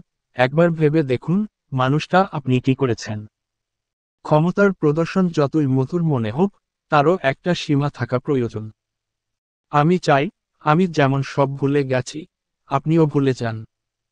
কিন্তু মনে রাখবেন, আমার স্বামীর গায়ে একটিমাত্র আঁচড় পড়লেও আমি আর নীরব থাকব না। এই সতর্কবার্তাটাই আমার শেষ কথা, মিস্টার দেওয়ান। তারপর তৃষা উঠে দাঁড়ালো। চোখে কোনো জল নেই, কণ্ঠে কোনো কাঁপন নেই। আছে কেবল ভয়ঙ্কর দৃঢ়তা, যা নীরব রাতের বাতাসকে ছেদন করে দেওয়ার ক্ষমতা রাখে। তোমার মাথা ঠিক আছে, তৃষা।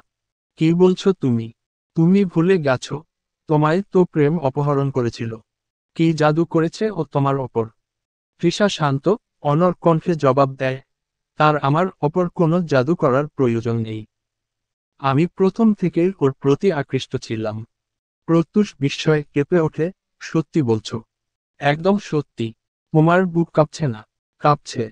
কিন্তু যার জন্য এই কাঁপন, তাকে আপনি বন্দি করে রেখেছেন।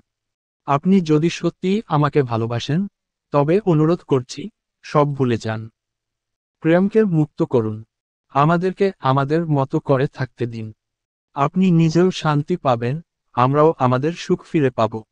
প্রত্যুষের চোখে তখন কুয়াশার মতো ঝাপসা জল জল জমে আছে চোখের কোণে, কিন্তু সে তা ফেলতে পারছে না। তার কণ্ঠ ভারী, তবুও কোনো অভিযোগ নেই, কোনো প্রতিরোধ নেই। শেষবার তৃষার চোখের দিকে তাকিয়ে সে বলল, যদি কোনোদিন মনে হয় তোমার ফেরা প্রয়োজন, ফিরে এসো। আমার দরজা সর্বদা খোলা থাকবে। আমি, প্রত্যুষ দেওয়ান, তোমায় আমার হৃদয়ও দিলাম, মুক্তিও দিলাম।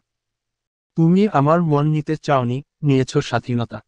আমি তোমার ভালোবাসার পথে আর কোনোদিন দাঁড়াবো না। কখনো হয়তো আর বলবো না ভালোবাসি, কিন্তু ভালোবাসা থেমে থাকবে না। তৃষা ঠান্ডা গলায় বলল, কথা শেষ। এবার থানায় চলুন। আমি আমার স্বামীর সঙ্গে না গিয়ে আপনার সঙ্গে এসেছি কেবল এই কথাগুলো বলার জন্য। প্রথমে সমাধান, তারপর বাকিটা দেখা যাবে। প্রত্যুষ উঠে দাঁড়ায়। মুখে যেন কোনো অনুভূতি নেই। তবু চোখের ভেতরে অস্থির স্রোত বইছে। নিজেকে সামলে বলল, আমার কিছু বলার অধিকার নেই আর, কথা তো ফুরিয়ে গেছে। তৃষা মাথা নাড়ল, চলুন থানায়। থানায় পৌঁছে প্রত্যুষের নির্দেশে প্রেমকে কারাগার থেকে মুক্ত করা হয়। দরজার ওপাশে পা রাখতেই প্রেম ছুটে এসে তৃষাকে জড়িয়ে ধরে এমনভাবে, যেন সে নিজের প্রাণ ফেরত পেয়েছে।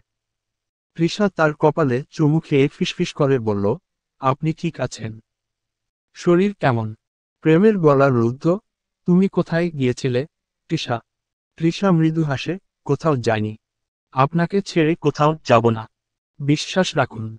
চলুন, বাড়ি যেতে হবে, সব শেষ, এখন শুধু আমাদের গল্প শুরু। প্রেম চলে যেতে উদ্যত এমন সময় অফিসার ঠান্ডা স্বরে বলল, একটু স্থির থাকুন মিস্টার প্রেম। একটি কাগজের স্বাক্ষর বাকি আছে, তারপরই আপনি যেতে পারবেন। প্রত্যুষ তখন বাইরে বেরিয়ে এসেছে। জীবনের নির্মম পরিহাস যেন তার সমস্ত অস্তিত্বকে বিদ্ধ করছে। এই জীবনের খেলাটা এমন নির্মম কেন? কি পেল সে? কি হারালো? আর তার সঙ্গে যা ঘটল, তা কি প্রাপ্য ছিল তার? প্রেমের বুকে তৃষাকে দেখে প্রত্যুষের বুকের ভেতর যেন কাচের মতো ভেঙে গিয়েছিল। নিজের ভালোবাসার নারীকে অন্য পুরুষের বাহুবন্ধনে দেখা, এর চেয়ে যন্ত্রণাদায়ক দুঃস্বপ্ন আর কিছু হতে পারে না। সেই মুহূর্তে সে বুঝল, ভালোবাসা আসলে স্বর্গীয় নয়, সর্বনাশী। ভালোবাসা মানে কখনো কখনো নিজের বিনাশ মেনে নেওয়া, প্রিয়জনের মঙ্গল চেয়ে নিজের সর্বনাশকে আলিঙ্গন করা। প্রত্যুষ জানে, সে যদি তৃষার জীবনে থাকে, তবে হয়তো তৃষার সুখে আচর পড়বে। তাই সে সরে যাবে, অনেক দূরে। এমন দূরে, যেখানে তার ছায়াটুকুও যেন তৃষার সুখে বাধা হয়ে না দাঁড়ায়। তবু তার না হওয়া ভালোবাসার মাঝে তৃষা যেন সুখে থাকে সেই কামনাই সে করে। তার না হওয়ার মধ্যেও তৃষার অস্তিত্ব যেন চিরস্থায়ী হয়ে থাকে তার বুকে, প্রতিটি নিঃশেষিত নিঃশ্বাসে। রাস্তার ধারে দাঁড়িয়ে প্রত্যুষ একবার চোখ তুলে আকাশের দিকে তাকালো। তারপর হাতের উল্টো পাশে চোখের জল মুছে মৃদু হেসে বলল, তারপর তারপর সে হাসল, আমি কাঁদলাম। সে খুঁজে পেল আলো, আমি হারালাম আধারে। তারপর তার হলো মুক্তি, আমার হলো বন্দিত্ব। সে হয়ে গেল দূর নক্ষত্র, আমি অন্ধকারের চাঁদহীন রাত। শেষে আমি শুনলাম কেবল নিজের ভেতর ভাঙার শব্দ। সে শুনল না, সে বুঝল না। সে আমাকে আমার মতো বাঁচতেও দিন না। প্রত্যুষের বুকভাঙা আর্তনাদে যেন প্রকৃতির প্রতিটি সুর ভেঙে যাচ্ছে। বাতাসের সঙ্গে ভেসে আসছে অদৃশ্য সঙ্গীত, এক পুড়ে যাওয়া প্রেমের সুকথা। এই প্রত্যুষ যদি তৃষার সামনে দাঁড়িয়ে শেষবার বলতে পারত, তোরে মন দিয়া আগুন জ্বালায় যে মনে, মনের আগুন মনে জ্বলে রে, তবে হয়তো পৃথিবীটা এত নিষ্ঠুর লাগতো না। তৃষা প্রেমকে ভেতরে রেখে থানার গেটের সামনে গিয়ে দাঁড়ালো। অঙ্কুর বাইকের সামনে দাঁড়িয়ে আছে। থানায় তার দমবন্ধ লাগে। তৃষা অঙ্কুর কাছে গিয়ে বলল, কিছু খাবারের বন্দোবস্ত করে নিয়ে এসো তো। আমি প্রেমের কাছে গিয়ে বসি। খেয়ে বাইকে উঠব, বাড়ি যাব। প্রেমকে এই শরীরে বাইক চালাতে দিবে? নেভার। আমি আছি না। থানার অন্দরমহলে শোরগোল, জমজমাট মানুষের পদচারণা, কাগজের ভাঁজে পুলিশের ঘরোয়া ভ্রুকুটি। মাঝ বেঞ্চে বসে আছে শিমলা ও প্রেম। বেঞ্চের এক প্রান্তে বসা লোকজনের ভিড়। তাদের মাঝে একটি মেয়ে, কপালে চিন্তার রেখা, পাশে থাকা লোকের কাঁধে মাথা রেখে চোখ বদ্ধ করে বসে আছে। আচমকা এক তরুণ ছুটে এলো, মুখে রক্তচাপের অস্থিরতা। পুলিশের চোখ মুহূর্তেই তাকে টেনে ধরে। পুলিশ গর্জন করে বলল, এটা থানা, মাছের বাজার নয়।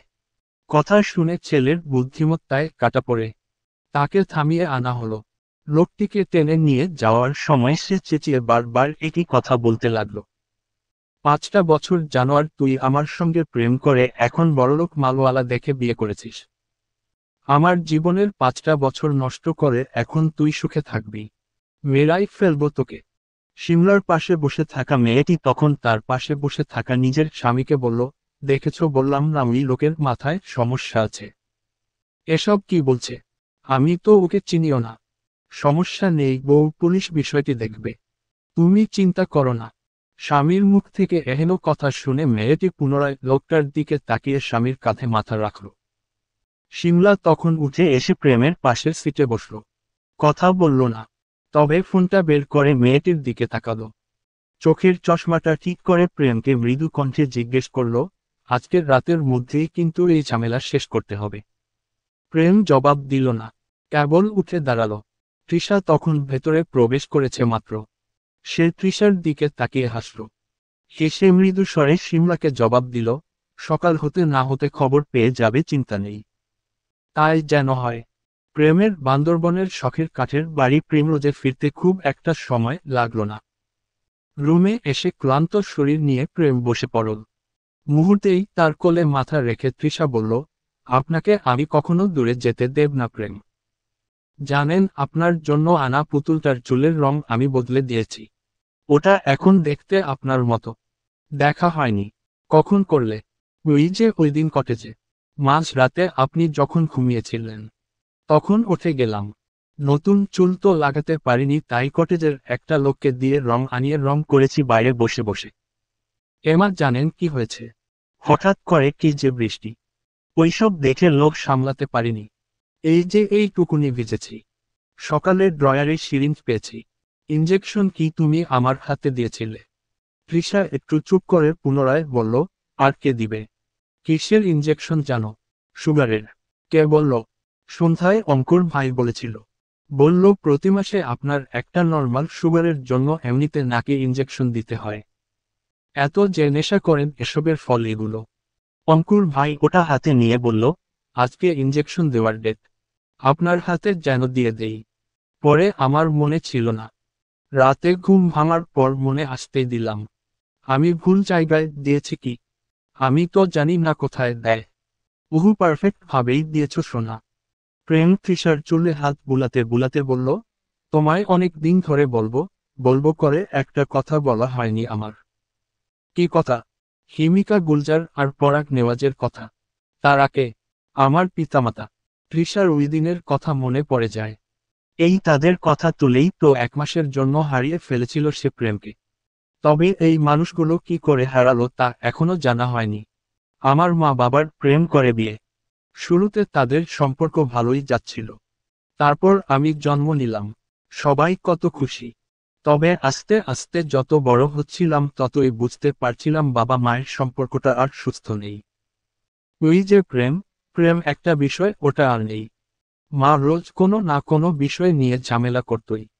বাবা বিষয়গুলোকে সামলানোর চেষ্টা করলেও মা সব বিগড়ে দেওয়ার চেষ্টা করতেন। দেখতে দেখতে 19-এ পা রাখলাম। 19 ছিল আমার ধ্বংসের প্রথম ধাপ। দেখো তৃষা, আমি কখনো খারাপ মানুষ হতে চাইনি। কিন্তু কি করে হয়েছে জানো? কারণ আর 10টা মায়ের মতো আমার মা আমায় রাতে বুকে টেনে ভালো মানুষ হওয়ার গল্প শোনায়নি। ঘুম পাড়ায়নি। ঘরে অশান্তি করে মা রান্না বন্ধ করে দিত। বাবা রাগ করে বাইরে থাকত। অমন সময় দাদু আমায় যা পারতেন দেখাশোনা করতেন। মায়ের শাসন, যত্নের অজান্তে কখন যে খারাপ হয়ে গেলাম। আমি জীবনে প্রথম মদ খেতে দেখেছিলাম কাকে জানো? আমার মাকে। বাবার বিজন্যাস ফ্রেন্ড মুইন কাকা প্রায় আমাদের বাসায় আসা যাওয়া করতেন। মানুষটিকে পছন্দ করতাম। কেন জানো? কারণ প্রতিবার বাড়ি আসার সময় সঙ্গে করে আমার জন্য চকলেটের বক্স নিয়ে আসতেন। তার চকলেটের কোম্পানি ছিল, বাবা সেখানকার 30% শেয়ার হোল্ডারের মালিক ছিলেন। সেই চকলেট খেয়ে আরামের ঘুম দিতাম। তখনও বুঝতে পারিনি আমার পছন্দের আঙ্কেল আমাকে নেশাযুক্ত চকলেট খাইয়ে ঘুম পাড়িয়ে আমার মায়ের সঙ্গে এক বিছানায়। প্রেম থামল। কথাগুলো বলতে গিয়ে লোক গিলতেও কষ্ট হলো। তৃষা উঠে বসে আরো মনোযোগ দিল। প্রেম পুনরায় বলা শুরু করল, আমার বয়স যখন 19 সেদিন আমি প্রথম মার সেই আঙ্কেলকে ওইভাবে ঘনিষ্ঠ অবস্থায় আবিষ্কার করি। নিজের চোখকে বিশ্বাস করাতে সময় লেগেছ আমার। সেই রাতে আমি রুমের মেঝেতে পড়েছিলাম। সুগার লো হয়। বেহুশ হয়ে মেঝেতে পড়েছিলাম। পরদিন বাবা এসে আমায় হাসপাতালে নিয়ে যায়। সেখানেই জানতে পারলাম মা বাবাকে ডিভোর্স লেটার দিয়ে বাসা থেকে চিঠি লিখে পালিয়ে গেছে। অনেকদিন মাকে দেখিনি। তারপর মাঝে মা ফিরে আসে। তখনও আমি বলতে পারিনি আমি মাকে কার সঙ্গে কোন অবস্থায় দেখেছিলাম। ওই নোংরা শব্দগুলো উচ্চারণ করার ক্ষমতা আমার আজও হয়নি। আজও না। মাকে নিয়ে কি করে এসব বলি? মা হয়তো। শেষে বাবা আর মায়ের ডিভোর্স হয়। তার বছরের পর বছর পরকীয়া করার বিষয় জানার পর নেওয়াজ পরিবারের সবাই ভেঙে যায়। বাবা ডিভোর্সের পক্ষে কখনো ছিল না। সে সুযোগ চেয়েছিল। তাতে মায়ের কি? সে আমাকে, বাবাকে রেখে নতুন স্বামীর সঙ্গে চলে গেল। বাবার ব্যবসা ধসে পড়ল। মা নতুন স্বামীর সঙ্গে চলে যাওয়ার 6 মাসের মাথায় জানতে পারলাম তার ভয়াবহ মৃত্যু হয়েছে। খুন হয়েছে সে। সেই খুনের রহস্য আজও অজানা। মা তার পরিবারের বিপক্ষে গিয়ে আমার বাবাকে বিয়ে করার পরই নাকি শুনেছিলাম তার পরিবার তাকে মেনে নেয়নি। বিয়ের পর তার বাবা মায়ের সঙ্গে কোনো যোগাযোগ ছিল না। মেয়ের মৃত্যুর খবরও জানতে পারেনি তারা। যাক সেসব কথা বাদ। তবে শুনেছিলাম মুইন আঙ্কেলই নাকি মাকে খুন করেছিল। মানুষ এটাই বলতো। ওই লোকও এখন বেঁচে নেই। অ্যাক্সিডেন্ট করেছিল। কয়েক বছর বেঁচে ছিল ওই অবস্থায়। পরে মারা যান। ছোট থেকেই বাবা মায়ের ঝগড়া দেখে বড় হওয়া এই আমিটা একগুঁয়ে ছিলাম। ঝগড়া করতাম, ঘরের মধ্যে বন্দি থাকতাম। আচ্ছা, এসবের জন্য আমি দায়ী ছিলাম তৃষা। পেরেন্টস ডেতে সবার বাবা মা আসতো, আমার পরিবারের মানুষ আসতো না। এখানে আমার দোষ কথায়? ওই দাদু ছাড়া কেউ আমায় বুঝেনি তৃষা। ধীরে ধীরে সময় কাটে। আমি 23-এ পা রাখি। মা চলে যাওয়ার পর বাবা সব ছেড়ে আমার টেক কেয়ার করেছেন, ভরসা জুগিয়েছেন, সাহস জুগিয়েছেন। আমি ভাবলাম এই বুঝি আমার জীবন এত পরে হলেও এখন সুন্দর হতে চলেছে। তবে 23-এ আমার সঙ্গে কি হলো? বাবাকে আবিষ্কার করলাম একটা মেয়ের সঙ্গে ঘনিষ্ঠভাবে। ওই মেয়েটা আর কেউ না, আমার ভার্সিটির ফ্রেন্ড। তাও নিজের বাসায়। আমার পরিবারের কারণে আমার পড়ালেখা অনেকবার থেমেছে। কবেই এই পড়ালেখা শেষ হয়ে যেত। ভার্সিটিতে যাওয়ার পর অনেক বন্ধু হয়। আমার কাঠের বাড়িটাই সবাই মিলে আড্ডা দিতাম, গানের আসর বসাতাম। আমাদের সার্কেলে রাফা নামক একটা মেয়ে ছিল। সেও আমাদের বাসায় প্রায় আসা যাওয়া করত। বাবা নিজের মেয়ের মতো ভালোবাসত। তার নাকি মেয়ের অনেক শখ ছিল। তবে মেয়ে হতে পারল কই। বাবা আর বিয়ে করেননি। জীবনটা বিলিয়ে দিয়েছিল শেষে প্রেমকে মানুষ করার তাগিদে। সেই বাবাকে যখন নিজের ক্লাসমেটের সঙ্গে আবিষ্কার করলাম, ঠিক 19 বছরের ঘটনা পুনরায় মনে পড়ে গেল। সেদিন মারাত্মক শরীর খারাপ হয়। 1 সপ্তাহের মতো হাসপাতালের ভর্তি ছিলাম। অঙ্কুরটা না থাকলে কি যে হতো। বাসায় ফিরে বাবাকে দেখতে পেলাম না। সেই থেকে এখন পর্যন্ত বাবাকে দেখেনি। কি হয়েছে তার, কোথায় আছে জানি না। তবে জিনিয়ার রাফার লাশ দেখেছিলাম। আত্মহত্যা করেছিল সে। 1 সপ্তাহের মধ্যে ঘটনাগুলো ঘটে। আজও পুলিশ আত্মহত্যার পেছনকার রহস্য উন্মোচন করতে পারেনি। দেখো তৃষা, ওইসবের পর থেকে ভরসা নামক কোনো শব্দকেই আমি বিশ্বাস করিনি। এসব বিশ্বাস, ভরসা করা ছেড়ে দিয়েছি। নেশা, বাজে কাজে এত ভয়াবহভাবে লিপ্ত হয়ে যায়। তৃষা, এখনো মাঝে মাঝে আমার মাঝ রাতে ঘুম ভেঙে যায়। 19 আর 23 বছরের সেই দুটো দুঃস্বপ্ন আমায় ঘুমাতে দেয় না। আমি ভরসা করব তো কাকে করব? দেখো, আমি তোমার আগে কাউকে ভালোবাসিনি। কি করে ভালোবাসতে হয় জানা নেই। আমার ভালোবাসায় অনেক ভুল ত্রুটি থাকতে পারে। তুমি অন্তত আমায় ভুলে যেও না। এবার তুমি বিশ্বাসঘাতকতা করলে আমি নিশ্চিত মারা যাব। আমায় আর কেউ মৃত্যুর হাত থেকে ফেরাতে পারবে না তৃষা। মনের সঙ্গে যুদ্ধ করে তোমায় ভালোবেসেছি, আমায় যুদ্ধে হারিয়ে পরাজিত সৈনিক সাব্যস্ত করো না। প্রেম তৃষাকে শক্ত করে জড়িয়ে ধরল। এক মুহূর্তে সে অন্য এক প্রেমকে আবিষ্কার করল। এত ভয়ানক শৈশব। এই ট্রমা এখনো লোকটিকে মেরে খাচ্ছে। এসব যদি তৃষা একবার জানত, তাহলে সেদিন রাতে কখনো প্রেমকে ওইভাবে কষ্ট দিয়ে কথাগুলো বলতো না। আসলে মানুষ এমনি এমনি খারাপ হয় না, খারাপ হওয়ার জন্য কারণ থাকা লাগে। প্রেমের মতো তৃষার চোখেও জল। সে প্রেমকে বুকের মাঝে জড়িয়ে ধরে বলল, আপনাকে ছাড়া আর মৃত্যুকে বরণ করা সমান কথা। আমাদের বিচ্ছেদ এপারে হচ্ছে না। ওপারের কথা জানি না, তবে ওপারে একটা সুযোগ পেলে আমি চাই আপনার আমার দেখা আবার হোক। আমরা আবার প্রেমে পড়ি একে অপরের, আবার বিবাহের মিষ্টি বন্ধনে আবদ্ধ হই। প্রেম বাচ্চার মতো গুটিয়ে নিয়ে পুনরায় বলল, তুমি জানো, আমি পাপী হয়ে জন্মাইনি। আমি একসময় বিশ্বাস করতাম, ভালোবাসা মানুষকে খোদার কাছাকাছি নিয়ে যায়। কিন্তু এখন বুঝি, খোদা হয়তো হাসেন যখন কেউ এমনটা ভাবে। তবে তোমায় ভালোবেসে আমি আবার বিশ্বাস করতে চাই, কেবল তুমি আমাকে ভুল বুঝো না। আমাকে দোষ দিও না। আমি ভালো ছিলাম, সত্যি বলছি। কিন্তু এই পৃথিবী আমাকে ভালো থাকতে দেয়নি, ভালোবাসেনি, আপন করে নেয়নি তৃষা। তৃষার চোখের জল প্রেমের সঙ্গে বেগ পায়। কথায় আছে না, মানুষ পাপ নিয়ে জন্মায় না, তবে পাপ নিয়ে মৃত্যুবরণ অবশ্যই করে। তবে পাপ ছাড়তেও কিন্তু পারে। সে প্রেমকে বুকের থেকে ছাড়িয়ে নিজের চোখের দিকে তাকাতে বলল, এই যে আমি আছি তো, আমি আপন করেছি তো, আমি ভালোবাসি তো, পৃথিবীতে ভুল প্রমাণ করে দিব। খোদা আবার মুচকি হাসবে। প্রেম, আমাদের সুন্দর সমাপ্তি দেখে এবার তিনি আবার মুচকি হাসবেন। প্রেম কথা বলল না, কেবল তৃষার বুকে জড়িয়ে রইল। হঠাৎ বলল, ভালোবাসি তোমায়। তৃষা চোখের জল আড়াল করে জিজ্ঞেস করল, কতখানি? হিসাব চাইছো? ভালোবাসারও সংখ্যা আছে, পরিমাপ আছে। আচ্ছা তবুও বলছি, আমি তোমায় ভালোবাসি ঠিক ততটুকু যতটুকু অপেক্ষা মরুভূমির ক্লান্ত পথিক আকাশ পানে চেয়ে বৃষ্টির জন্য করে। আমি তোমায় ততখানি ভালোবাসি যতখানি নদী তার কুলোকে ভালোবেসে দিনের পর দিন কিনারা ছুঁয়ে আবার ফিরে যায়, তবু প্রতিবার ছোঁয়ার সময় ভাবে, আজই শেষবার। তাহলে আপনি কি কখনো আমাকে ছাড়বেন? কভু নয়। তুমি যদি সূর্য হও, আমি হব ছায়া। তুমি যেদিকে যাবে, আমি অন্ধকার হয়ে তোমার পায়ের নিচের প্রতিবার মিশে যাব। আমি আলো চাই না, আমি শুধু তোমার অস্তিত্ব চাই। প্রেম মাথা তুলল। তৃষার চোখের কোণের জলের দিকে তাকালো। কেমন যেন নেশা নেশা লাগছে। অত্যাধিক গরমও সেই সঙ্গে লাগছে। সে হাত দিয়ে তৃষার চোখের জল ছুঁয়ে দেখল। অতঃপর চোখের কোণে চুমু এঁকে দিল। তৃষা তখনও নিশ্চুপ। হঠাৎ প্রেম বলে উঠল, আমার শার্টের বোতামটা খুলে দেবে। তৃষা কথা বাড়াল না। বোতামে হাত লাগাতে প্রেম বাতি বন্ধ করল। তৃষাকে অন্ধকারে কাছে টেনে বলল, আবারও বলছি ভালোবাসি। রাতটা স্বামীর বুকে কেটে গেল অজান্তেই। প্রেম বাইক রেসার। প্রথম থেকে আন্দাজ করেছিল তৃষা। তারপর অঙ্কুর সব খুলে বলল। এই যে একটু আগে ঘুমিয়েছে লোকটা ক্লান্ত শরীর নিয়ে। ঘুমানোর আগে এই যাবৎ তার সকল বাইক রেস নিয়ে কথা বলল।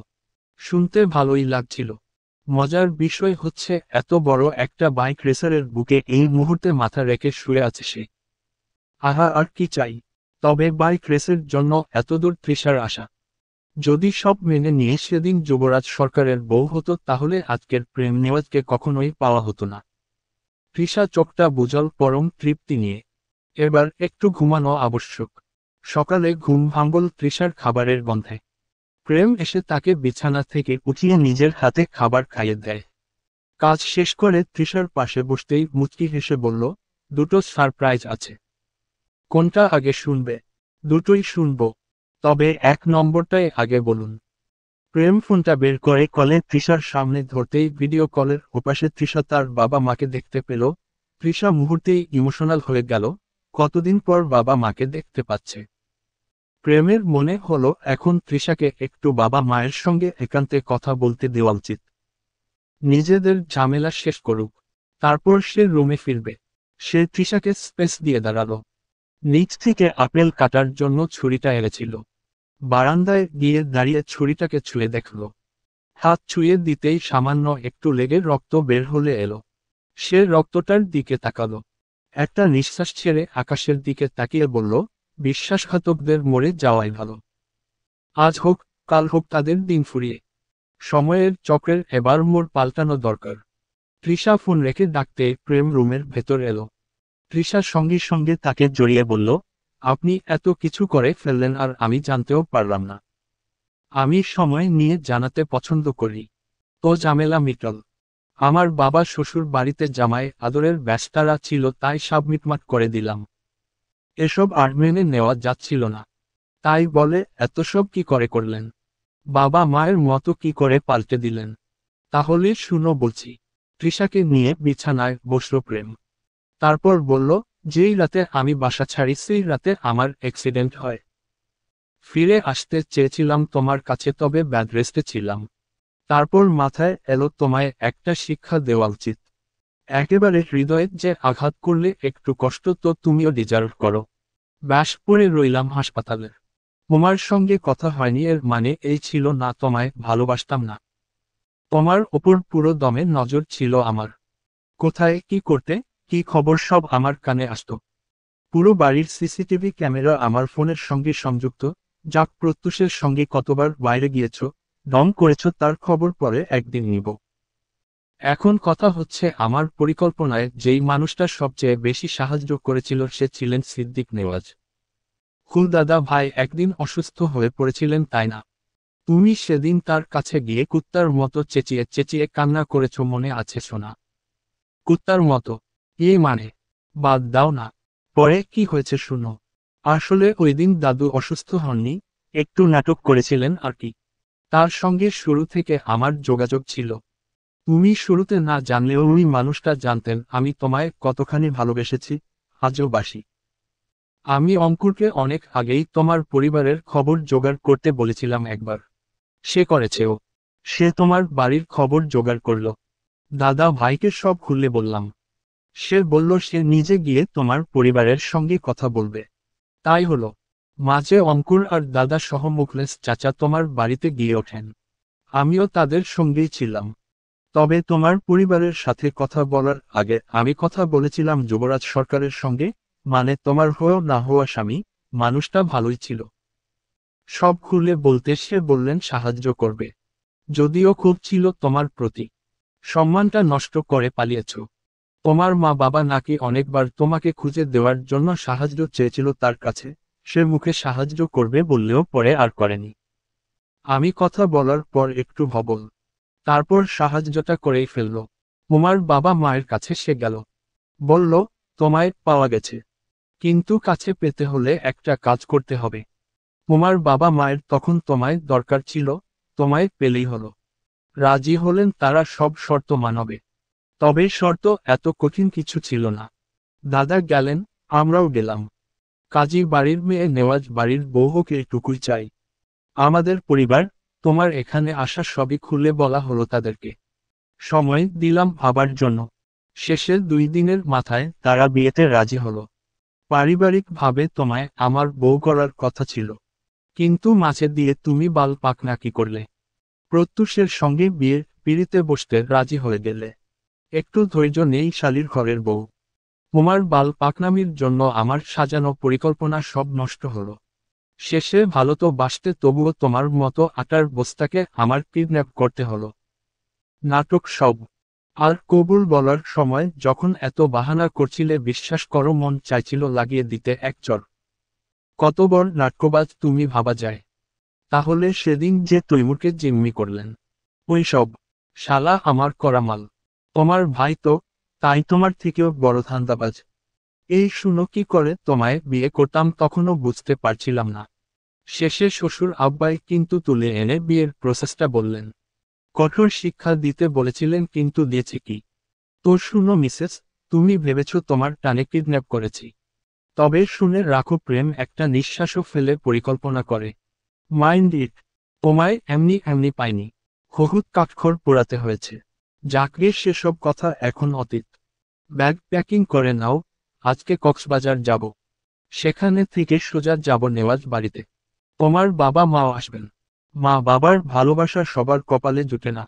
ওটা পাওয়া ভাগ্যের বিষয়। ভাগ্যকে এভাবে লাথি মারতে হয় না সুন্দরী। বলি প্রেম তৃষার কপালে একটা চুমু দিয়ে বলল, অনেক কথা হলো, অনেক ভাঙন হলো। এবার নতুনের গল্প নতুন ভাবে শুরু করা যাক। শুরুটা খারাপ হয়েছে তো কি, শেষটা সুন্দর হয়েছে কিনা তার ওপর গোটা জীবনটা নির্ভর করবে। তৃষা প্রেমকে জড়িয়ে ধরে, বিশ্বাস করুন আমি পালাতে চাইনি। বাইক রাইডিং স্বপ্ন ছিল। স্বপ্ন পূরণ করতে এতদূর সব ছেড়ে চলে আসা। আমি আছি তো। স্বপ্ন তোমার তবে পূরণ করার দায়িত্বটা আমি নিলাম। তৃষা প্রেমের বুকে মাথা রেখে চোখ বন্ধ করল। প্রেম তার চুলে হাত বুলিয়ে দিল। হ্যাঁ, এটাই বোধহয় জীবনের সবচেয়ে সুখের মুহূর্ত। আপনার জীবনে যতই কষ্ট থাকুক না কেন, আপনার জীবন সঙ্গী যদি আপনার জন্য কমফোর্টেবল হয়, আপনাকে বুঝে, আপনার সবকিছুতে আপনাকে সাপোর্ট করে, তাহলে দুনিয়ার কোনো ভয়কে ভয় মনে হবে না। জীবন তখন সহজ ও সুন্দর হবে আপনার নিজের রচিত গল্পের মতোই। চলমান পরের অর্ধেকও আজকের রাতের মধ্যে চলে আসতে পারে। তাই কেউ ছোট পর্ব বলে কান্নাকাটি করবেন না। তার চেয়ে ভালো কমেন্ট করে জানান বিয়ের জন্য এত পরিকল্পনা ছিল তা কি আদৌ ভাবতে পেরেছেন। আস্তে আস্তে কেমন সব সমাধান হয়ে যাচ্ছে। খুশি না? কিন্তু সব সমাধান হচ্ছে মানে গল্প শেষ হতেও আর বেশি দেরি নেই। প্রেম তৃষা, ইশরাত জাহান জেরিন। পর্ব 40, শেষ অর্ধেক। সকাল থেকে হেতিজা কেঁদে কেঁদে চোখ ফুলিয়ে ফেলেছেন। এত কেঁদেছেন যে শেষে শরীরটাই ভেঙে পড়েছে, বাধ্য হয়ে তাকে হাসপাতালে নিয়ে যেতে হয়েছে। প্রেমা তার পাশে বসে আছে, চুপচাপ, কিন্তু মনের ভেতর অদ্ভুত একটা ভার জমে আছে আজ। মেহরাব আবারও পাবনা চলে গেছে। প্রেমা ওকে সত্যিই ভালোবাসত না, কিন্তু এখন কেন জানি বুকের ভেতরটা হাহা করে উঠছে। দূরে চলে যাওয়া কি এত কষ্টের? শেষবার দেখা হয়েছিল ছাদে। অভিমান মেশানো গলায় মেহরাব বলেছিল, তুমি আমার ভালোবাসা বুঝলে না প্রেমা। যেদিন বুঝবে, তোমার প্রাণ তখন আমায় খুঁজবে। কিন্তু তখন আমি থাকব না, খোদার কসম। পাবনায় কাজ ফেলে এসেছিল সে। ফিরবে কি আর কোনোদিন? এখন কেন এত মায়া হচ্ছে? তখন কেন হলো না? প্রেমা তাকালো তার অসুস্থ মায়ের দিকে। আজ ভোরে প্রত্যুষ ভাই দেশ ছেড়ে গেছে। তার মিশনে যাওয়ার কথা ছিল আগেই, কিন্তু তৃষার জন্য সে যায়নি। ভেবেছিল সংসার করবে, পরে যাওয়া যাবে। কিন্তু যখন সবকিছু ভেঙে গেল, তখন এই দেশে থেকে আর লাভ কি? মিশনটা 1 বছরের। 1 বছর পর সে ফিরবে। মা ভোরবেলায় কাঁদছিলেন, বিলাপ করছিলেন, তবু কিছু করার ছিল না। এখানে থাকলে না সে ভালো থাকতে পারবে, না তার প্রিয়জন। বাইকে করে কক্সবাজার আসতে সময় লাগে 3 ঘন্টার মতো। তৃষা এইবার নিজের বাইকটা আর নিয়েও নিল না। স্বামীর পেছনে বসে তাকে শক্ত করে জড়িয়ে ধরার মজাই আলাদা। শিমলা আর অঙ্কুরও পাশে এসেছে। আজকে তৃষা শিমলাকে অনেকক্ষণ বুঝালো। অনেক হয়েছে এবার অঙ্কুর আর শিমলার, কিন্তু উচিত বাড়ির মানুষের সম্ভব কথা বলে ঝামেলা সব ঠিকঠাক করা। শিমলা সায় মেলালো। হয়তো কথাটা জলদি কানে নেবে। নিলেই ভালো। কক্সবাজারে এসে প্রথমে ঘুমিয়ে নিল। ঘুরতে বের হবে সন্ধ্যায় উঠে। আগে খাওয়া দাওয়া করে একটা লম্বা ঘুম দিতে হবে। এমনিতেই বাইকে বসে এতটা পথ আসতে গিয়ে পাছা পুরো তক্তা হয়ে গেছে। প্রেম রুমে এসেই বিছানায় ধপাস করে বসে ফোনে গেম খেলতে শুরু করে। তৃষার তা দেখে হেব্বি রাগ হয়। এ আবার কেমন মানুষ? কক্সবাজারে বউ নিয়ে এসে কেউ ফোনে গেম খেলে? আহা, ভাবলেই পেটে যন্ত্রণা হচ্ছে। তৃষা পেটে হাত দিয়ে প্রেমের সামনে গিয়ে দাঁড়ায়। মুখটা কুঁচকে বলে, আহারে, পেটে অনেক যন্ত্রণা হচ্ছে। মনে হয় সর্বনাশ একটা ঘটে যাবে। প্রেম ফোনের থেকে চোখ তুলে তৃষার দিকে তাকিয়ে জিজ্ঞেস করে, কি? এই গাঁজাখোর মহিলা তোর সঙ্গে হানিমুনে আসছি, এখনো হানিমুন করতেও পারিনি। কি সব বালের কথা কস? সত্যি বলছি, লক্ষণ ভালো না। কিন্তু তারিখ? আচ্ছা, প্রমাণ দেখি। বাথরুমে চলুন। মনে হয় পেট পাতলা হয়ে গেছে। বাথরুম থেকে বের হতে সময় লাগবে। আপনি সঙ্গে গেলে ভেতরে বসে গল্পসল্প করে সময় কাটানো যাবে। ফোনে লুডু আছে। 1 ম্যাচ খেললে কেমন হয়? থুক, বমি পাচ্ছে। সুসংবাদ পাচ্ছি নাকি? যেহেতু বউ তোমার কিচ্ছু নেই, তার মানে আমার থেকে নিউজ পাওয়ারও সুযোগ নেই। আর থাকলেও পেতে না। কথা না বাড়িয়ে আসুন তো। কি জানি দেখবেন। যা খাচ্চোর শালির ঘরের বউ। ভাবলাম কি আর বললি কি। ইমোশনের ওপর হেগে দেওয়ার যে ব্যাপারটা। তৃষা হেসে ফ্রেশ হতে চলে যায়। এই লোকটাও না। ফ্রেশ হয়ে আসতেই দেখল প্রেমের শরীরে কাপড় নেই। আপনি না টি শার্ট পরেছিলেন? গরমটা বেড়েছ তো। গরমের সঙ্গে কি শরম বাড়ে না? ওইটাও একটু বাড়ানো দরকার। শরম বাড়লে 2 থেকে 3 হব কি করে শোনা? প্রেম তৃষার কাছে এগিয়ে আসতেই তৃষা প্রেমের মুখে বালিশ ছুঁড়ে মারে। প্রেম সেই বালিশ ধরে ফেলে বলে, বিটারহার্ট, তোমার আজকাল পাখা গজিয়েছে তাই না? বটি দিয়ে পাখা আজকে কাটবো আমি। বলেই সে তৃষার দিকে এগিয়ে যায়। প্রেম সমুদ্রতীরবর্তী বালুকাবেলায় বাইকের পাশে হেলান দিয়ে পোজ দিচ্ছে। অঙ্কুর ক্যামেরা হাতে নিরন্তর তার ছবি তুলছে। শিমলা ও তৃষা প্রথমে তাদের সঙ্গেই ছিল, কিন্তু অল্প সময়ের মধ্যেই তৃষার বিরক্তি জমে উঠল। এরা যেন নিজেদের মধ্যেই নিমগ্ন। তৃষার চোখে সবকিছুই কেমন অর্থহীন মনে হলো। সে মনে মনে বলল, এই লোকগুলোর সঙ্গে ঘুরতে এসে শান্তি নেই। কেউ একটুও বোঝে না। প্রেমের কথা মনে পড়তে আবার খটকা লাগলো। লোকটার কি ঢং! কোথায় বউকে নিয়ে কিছু কেনাকাটা করবে, কিন্তু সে তো এখন মহাব্যস্ত নিজের মতো। কক্সবাজারে যাওয়ার আগে চিত্রাকে একবার কল করেছিল তৃষা। কারণ সেদিন মেয়েটা বলেছিল ইতালি থেকে আসবে বাংলাদেশ। কিশোরগঞ্জ এলাহি বাড়িতে যাবে। সেখানে থেকে কক্সবাজার আসবে। সে এলে তো মজাই হতো। কিন্তু চিত্রাকে কল করার পর সে জানালো সে আসছে না। শুনে মনটাই খারাপ হয়ে গেল। সমুদ্রের তীরে কিছুক্ষণ একা সময় কাটালো তৃষা। অঙ্কুর শিমলাকে ডাক দিতেই সে চলে গেল। তৃষা কিছুক্ষণ একা সময় কাটাবে বলে ঠিক করল।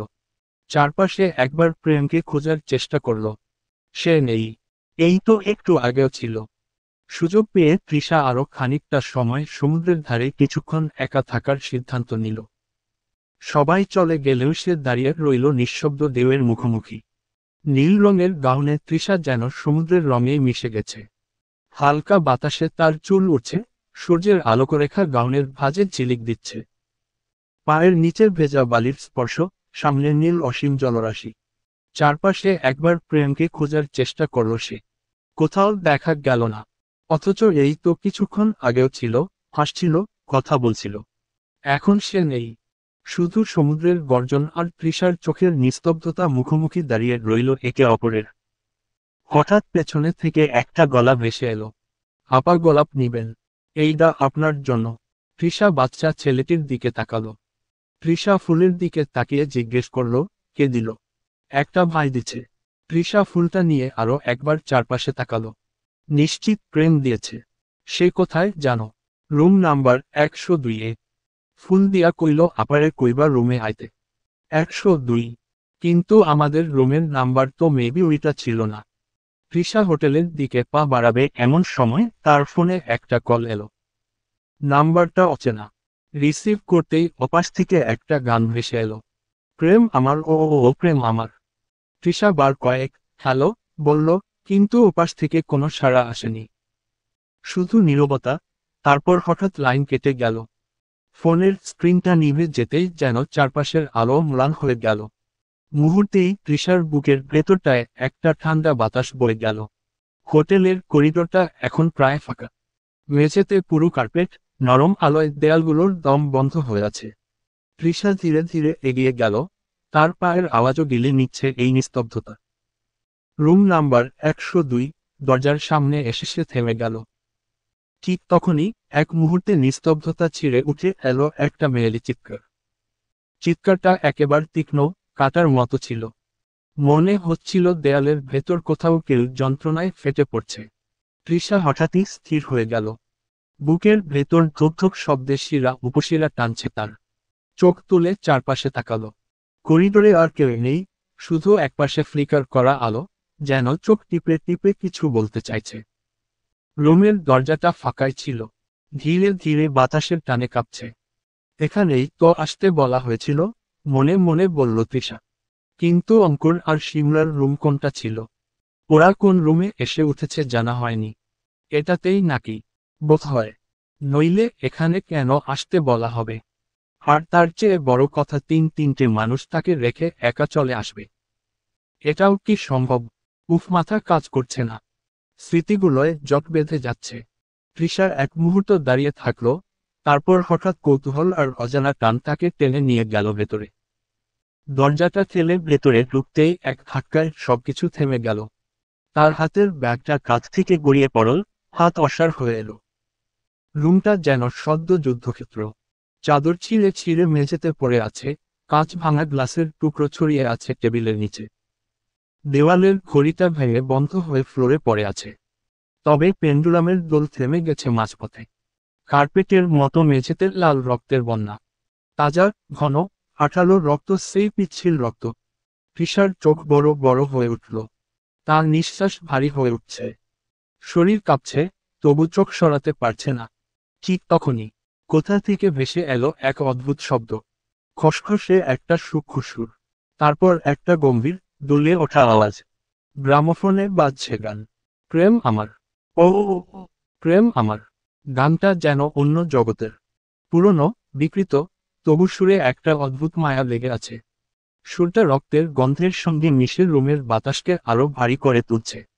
রুমের ভেতর একটা মিষ্টি গন্ধও পাওয়া যাচ্ছে। হ্যাঁ, গোলাপের গন্ধ ভাসছে, মিষ্টি তবুও কেমন যেন অস্বস্তিকর। রক্তের ধাতব গন্ধের সঙ্গে মিশে সেই গোলাপ যেন পচা পাপড়ির মতো গন্ধ ছড়াচ্ছে। তৃষা ধীরে ধীরে ঘাড় ঘুরিয়ে দেখল। রুমের কোণে একটা পুরনো গ্রামোফোন। ঘূর্ণায়মান ডিস্কটা কাঁপছে, সুইটা লাফাচ্ছে, আর সুরটা কেঁদে উঠছে কারো দম বন্ধ করা আর্তনাদ হয়ে। তার চোখে পড়ল রুমের দেওয়ালে রক্তের দাগে আঁকা একটা চিহ্ন, হৃদয়ের মতো, তবু বিকৃত। আর সেই চিহ্নের নিচে গোলাপের একটা পাপড়ি আটকে আছে, সতেজ লাল রক্তে চুপচুপে সেই পাপড়ি। তৃষা এক পা পিছিয়ে গেল। তার মনে হলো কেউ ওর পেছনে দাঁড়িয়ে আছে। কেউ যেন শ্বাস নিচ্ছে খুব ধীরে, তার গায়ের ওপর দিয়ে বাতাস বয়ে যাচ্ছে ঠান্ডা হয়ে। কিন্তু ঘুরে তাকাতেই কিছু নেই। তবু গ্রামোফোনটা বাজছেই। প্রেম আমার, ও প্রেম আমার। তৃষার পায়ের নিচে কাঁচ ভাঙার শব্দ হলো। তার চোখ এখন রুমের কোণে। সেখানে আধখোলা পর্দার ফাঁক দিয়ে কিছু একটা দেখা যাচ্ছে। একটা হাত স্তব্ধ, অনড় হয়ে মেঝেতে ছুঁয়ে আছে। তৃষা ঠোঁট কামড়ে এক ধাপ এগিয়ে গেল। তার হাঁটু কাঁপছে, কিন্তু চোখের দৃষ্টি আটকে গেছে। বিছানার চাদরটা টেনে পড়েছে মেঝেতে, তার নিচে ছড়িয়ে আছে গাঢ় দাগ। তৃষা আরেক পা বাড়ালো। এবার আলো এসে পড়ল সেই দেহটার ওপর। এক মুহূর্তে তার নিঃশ্বাস থেমে গেল। মাথার ভেতর একটা ঘূর্ণি, কান বন্ধ হয়ে যাচ্ছে, তবু চোখ সরাতে পারছে না। খাটের পাশে শুয়ে আছে একটা মেয়ের দেহ। না, দেহ নয়, এক অচেনা বিকৃত দেহ। তার চামড়া উঠিয়ে নেওয়া হয়েছে জায়গায় জায়গায়।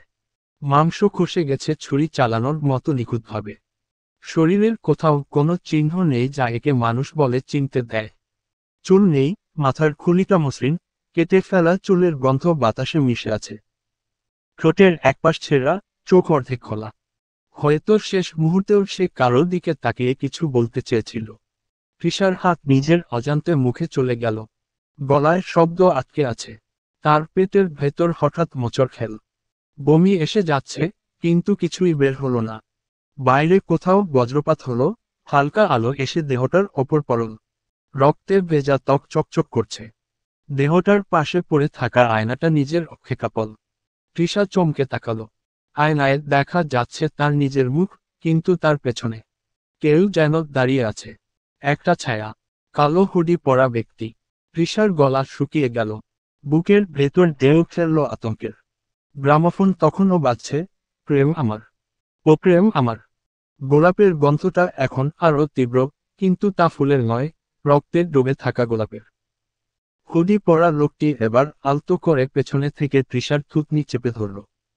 হাতে তার ধারালো একটা ছুরি। তৃষা ততক্ষণে ট্রমায়। এত কিছু দেখে মাথা এমনিতেই ঠিক নেই। আশপাশের সব কিছু তার কাছে ভারী লাগছে। লোকটা হঠাৎ আয়নার দিকে তাকিয়ে তৃষার গলার কণ্ঠনালী বরাবর চাকু ধরে বলল, তুমি প্রতারণা করেছ। প্রতারকদের আমি যে ছাড়ি না। গলার স্বরটা ভনভন করে, ভারী হয় কানে এলো। কে বলছে, কি বলছে বোধগম্য হলো না। তবে একেবারে খুব কাছের কেউ মনে হলো।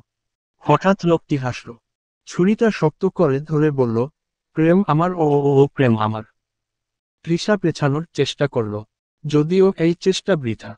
কারণ শরীরটা অনেক আগেই ছেড়ে দিয়েছে। লোকটা তাকে এবার পেছনে থেকে আরো শক্ত করে ধরল। গলা থেকে ছুরিটা ধীরে ধীরে নেমে এলো তৃষার বাহুতে। ঠান্ডা, বরফের মতো শীতল তার প্রতিটি স্পর্শ। আচমকা চামড়ার ভেতর দিয়ে ধাতব ফলা ঢুকে গেল মসৃণভাবে। রক্ত প্রথমে ক্ষীণ রেখায় বেরোলো, তারপর এক ধাক্কায় গড়িয়ে পড়ল নিচে। তৃষার চোখে ঝাপসা। শরীর জমে গেছে, চিৎকারের শব্দ তার গলায় আটকে আছে। তার কানে এখন কেবল নিজের হৃদয়ের ধ্বনি, ঠক ঠক ঠক করে বাজছে। লোকটা কোনো অনুভূতি ছাড়াই ছুরিটা টেনে বের করল। তারপর ধীরে ধীরে উঠে গেল, পাশের সোফায় গিয়ে বসে পড়ল। সবকিছু যেন স্লো মোশন হয়ে গেছে। সোফার চামড়ার শব্দ, হুডির ঘর্ষণ, ছুরির ব্লেডে লেগে থাকা রক্তের চিকচিকে চলক, সব মিলে ভয়কে বাস্তব করে তুলছে। আশপাশ খোলাটে। লোকটার মুখে কোনো কথা নেই। সে শুধু একবার মাথা কাত করল, হয়তো তৃষার প্রতিক্রিয়া দেখছে। চোখ দুটো সানগ্লাসের আড়ালে হারিয়ে গেছে। তৃষা বুঝতেই পারছে না, ওর ভেতরে কেউ আছে কিনা, নাকি শুধুই অন্ধকার। হাতের রক্ত গড়িয়ে ঝরছে মেঝেতে। লোকটা সেই মৃতদেহের সামনে কুঠার নিয়ে বসল। বীভৎস শরীরটিকে আঘাত করতেই কুঠারের ভারী আঘাতে মাংস আর হাড়ের ফাঁক দিয়ে ছিটকে পড়ছে গাঢ় রক্ত। প্রতিটি আঘাত ঘরে প্রতিধ্বনিত হচ্ছে, চ্যাক, চেটাং, চেটাং শব্দ তুলে। তৃষা কোণের দিকে গুটিয়ে বসে আছে। মুখের রং তার ফ্যাকাশে হয়ে গেছে। চোখের সামনে যা দেখছে, সেটা বাস্তব কিনা বুঝতে পারছে না। হঠাৎ লোকটা হাত থামিয়ে তার দিকে তাকালো। মুখে কালো হুড টানা, ঠোঁটে বিকৃত এক হাসি। এরপর তোমার পালা, তৃষা। দরজা খোলা আছে, পালাও। গো ফাস্ট। এক মুহূর্ত স্থবির হয়ে গেল তৃষা। গলার ভেতর থেকে এক ধরনের গা গোলানো শব্দ বের হলো, উহ করে সে বমি করে ফেলল, রক্তে ভেজা মেঝেতে। লোকটা হাসল, অমানুষিক সেই হাসি। তৃষা হেঁচে পিছাতে লাগলো, হাত পা কাঁপছে। ঠান্ডা মেঝেতে গড়াতে গড়াতে একবার দেয়ালে ধাক্কা খেল, তারপর মরিয়া হয়ে উঠল। উঠে দাঁড়াতেই তার পায়ের তলায় পিচ্ছিল রক্ত। একবার পিছলে পড়তে পড়তে সামলে নিল।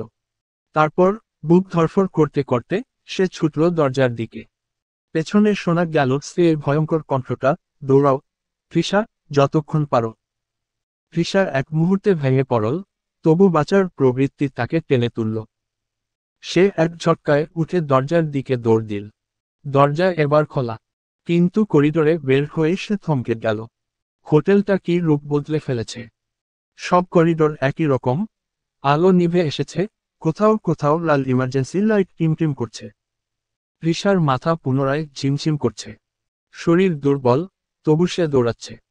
ডান দিকে একটা মোড়, তারপর আরেকটা, কিন্তু প্রতিবারই সে ফিরে আসছে একই জায়গায়। একই কার্পেট, একই দরজাগুলো, একই নম্বর 102। তৃষা থেমে গেল, হাঁপাচ্ছে। রক্তে হাত ভিজে গেছে। এসব কি তার নিজের রক্ত? দেয়ালে ঠেকাতেই রক্তের দাগ ছড়িয়ে পড়ছে। তার চোখে জল, ভয়, বিভ্রম সব একাকার। সে ফিসফিস করে বলল, আমি কোথায়? আমার রুম কোনটা? প্রেম, আপনি কই? আমাকে বাঁচান। দম বন্ধ হয়ে আসছে আমার। কোনো উত্তর নেই, শুধু বাতাসের ভেতর সেই গান বাজছে কোথাও। প্রেম আমার, ও প্রেম আমার। তৃষা করিডোরের দিকে তাকালো। দূরে দাঁড়িয়ে আছে একটা ছায়া। জলে চোখ ঝাপসা, তাই অনুমান করতে পারছে না কে। তবে নিশ্চিত ওই রুমের মধ্যকার মানুষটিই হবে। তাকেও কি ওই মেয়ের মতো ভয়ানক মৃত্যু দেওয়া হবে? কেন? ওই অঘটন দেখে ফেলার চরম অপরাধে তৃষা দৌড়াতে লাগলো উল্টো দিকে, কিন্তু করিডোরটা যেন ঘুরে ঘুরে আবার নিজের মধ্যে ঢুকে যাচ্ছে। সে এখন গোলকধাঁধায় বন্দী। সময় নেই, দিক নেই, শুধু ভয় আছে। তার কানে আবার সেই কণ্ঠস্বর, নরম তবে ভো ভো শব্দ নিয়ে, কেমন যেন শীতলতা জড়ানো তাতে। তুমি যত দৌড়াও, তৃষা, এখানেই ফিরবে। আজ পর্যন্ত আমার টার্গেট মিস হয়নি। দেয়ালে অনেকদিন ধরে তোমার ছবি টাঙানো, এবার তো তা সরাতে হবে। তৃষা চিৎকার করল, কিন্তু করিডোরের দেয়াল সেই চিৎকার গিলে ফেলল। লাইটগুলো নিভে গেল একে একে, আর শেষে কেবল জ্বলে রইল দরজা নাম্বার 102। দরজার ভেতর থেকে তখনও শোনা যাচ্ছে সেই গ্রামোফোনের গান, প্রেম আমার, প্রেম আমার। লোকটা ধীরে ধীরে তার দিকে এগিয়ে এলো। এতটা দূরত্ব, তবে এবার ঠিক তাকে একটা সুগন্ধি অনুভব হলো। এই পারফিউমের গন্ধটা কোথায় অতি পরিচিত। একটু ভেবে পরীক্ষণে তৃষা বিড়বিড় করে আওড়ালো, প্রেম, এটা আপনার পারফিউমের গন্ধ। আমি এই গন্ধটা ভুলতে পারবো না প্রেম। এগিয়ে আসা ঝাপসা ছায়ার দিকে তাকিয়ে এক মুহূর্তের জন্য চোখ বন্ধ করল। ওই লোকটার হাতে রক্ত ভেজা সেই কুঠার। এই সিজনে কক্সবাজারের হোটেলগুলায় তুলনামূলক ভিড় কম থাকে। তাছাড়া তারা যে হোটেলে উঠেছে, সে নিতান্ত বড়লোকি হোটেল। সব মানুষ এফোর্ড করতে পারে না, তাই মানুষ ভাবনার থেকেও এখন কম। আর ঘড়ির কাঁটায় যেই সময়টা উল্লেখ আছে, তাতে বলা যায় এখন সেই হাতে গোনা মানুষগুলো চাঁদের আলোয় সমুদ্রবিলাসে ব্যস্ত। তার মানে কি তৃষাকে কেউ বাঁচাতে আসবে না? কিছুক্ষণ চোখ বন্ধ করে তৃষা ভাবল। তারপর চোখটা মেলতেই দেখল লোকটা আর নেই। ভালো করে সে চারপাশে দেখল। হুমুই লোকটা আর কোথাও নেই। তবুও ভয় যে কমছে না। প্রেমকে লাগবে। প্রেম কোথায়? কোন রুমে? তৃষার ফোনটা বোধহয় 102-এ পড়েছে। কিন্তু সেখানে আর যাওয়া যাবে না। তৃষা আবারও এদিক ওদিক তাকালো। সাহায্য লাগবে না, শরীরটা এখনই নেতিয়ে পড়বে। হঠাৎ সামনের দিকে দৌড়ে যেতেই একটা রুম নজরে এলো। হলুদাভ বাতির আলো দরজার ফাঁক গলে বের হচ্ছে। সে দৌড়ে সাহায্যের জন্য সেই রুমের দিকে গেল। রুমের ভেতর গিয়ে বলল, কেউ আছেন? সাহায্য চাই। হঠাৎ ভেতরের রুম থেকে পায়ের শব্দ এলো। তৃষার ভেতরটা আবারও জমে উঠল। কেমন যেন লাগছে। তার চলে যাওয়া উচিত। পেছনে ফিরে দেখল দরজা অটোমেটিক লক। তৃষা দরজা খোলার চেষ্টা করতেই কানে আবারও সেই গান এলো, সেই প্রেম আমার। তৃষা সাহস করে পেছনে তাকাতেই দেখল একটা কালো হুডি পরিহিত লোককে। লোকটার মুখে মাস্ক নেই। তবে লোকটাকে দেখা মাত্রই তৃষা কাপা গলায় জিজ্ঞেস করল, ফারাজ এলাহি না? চলমান।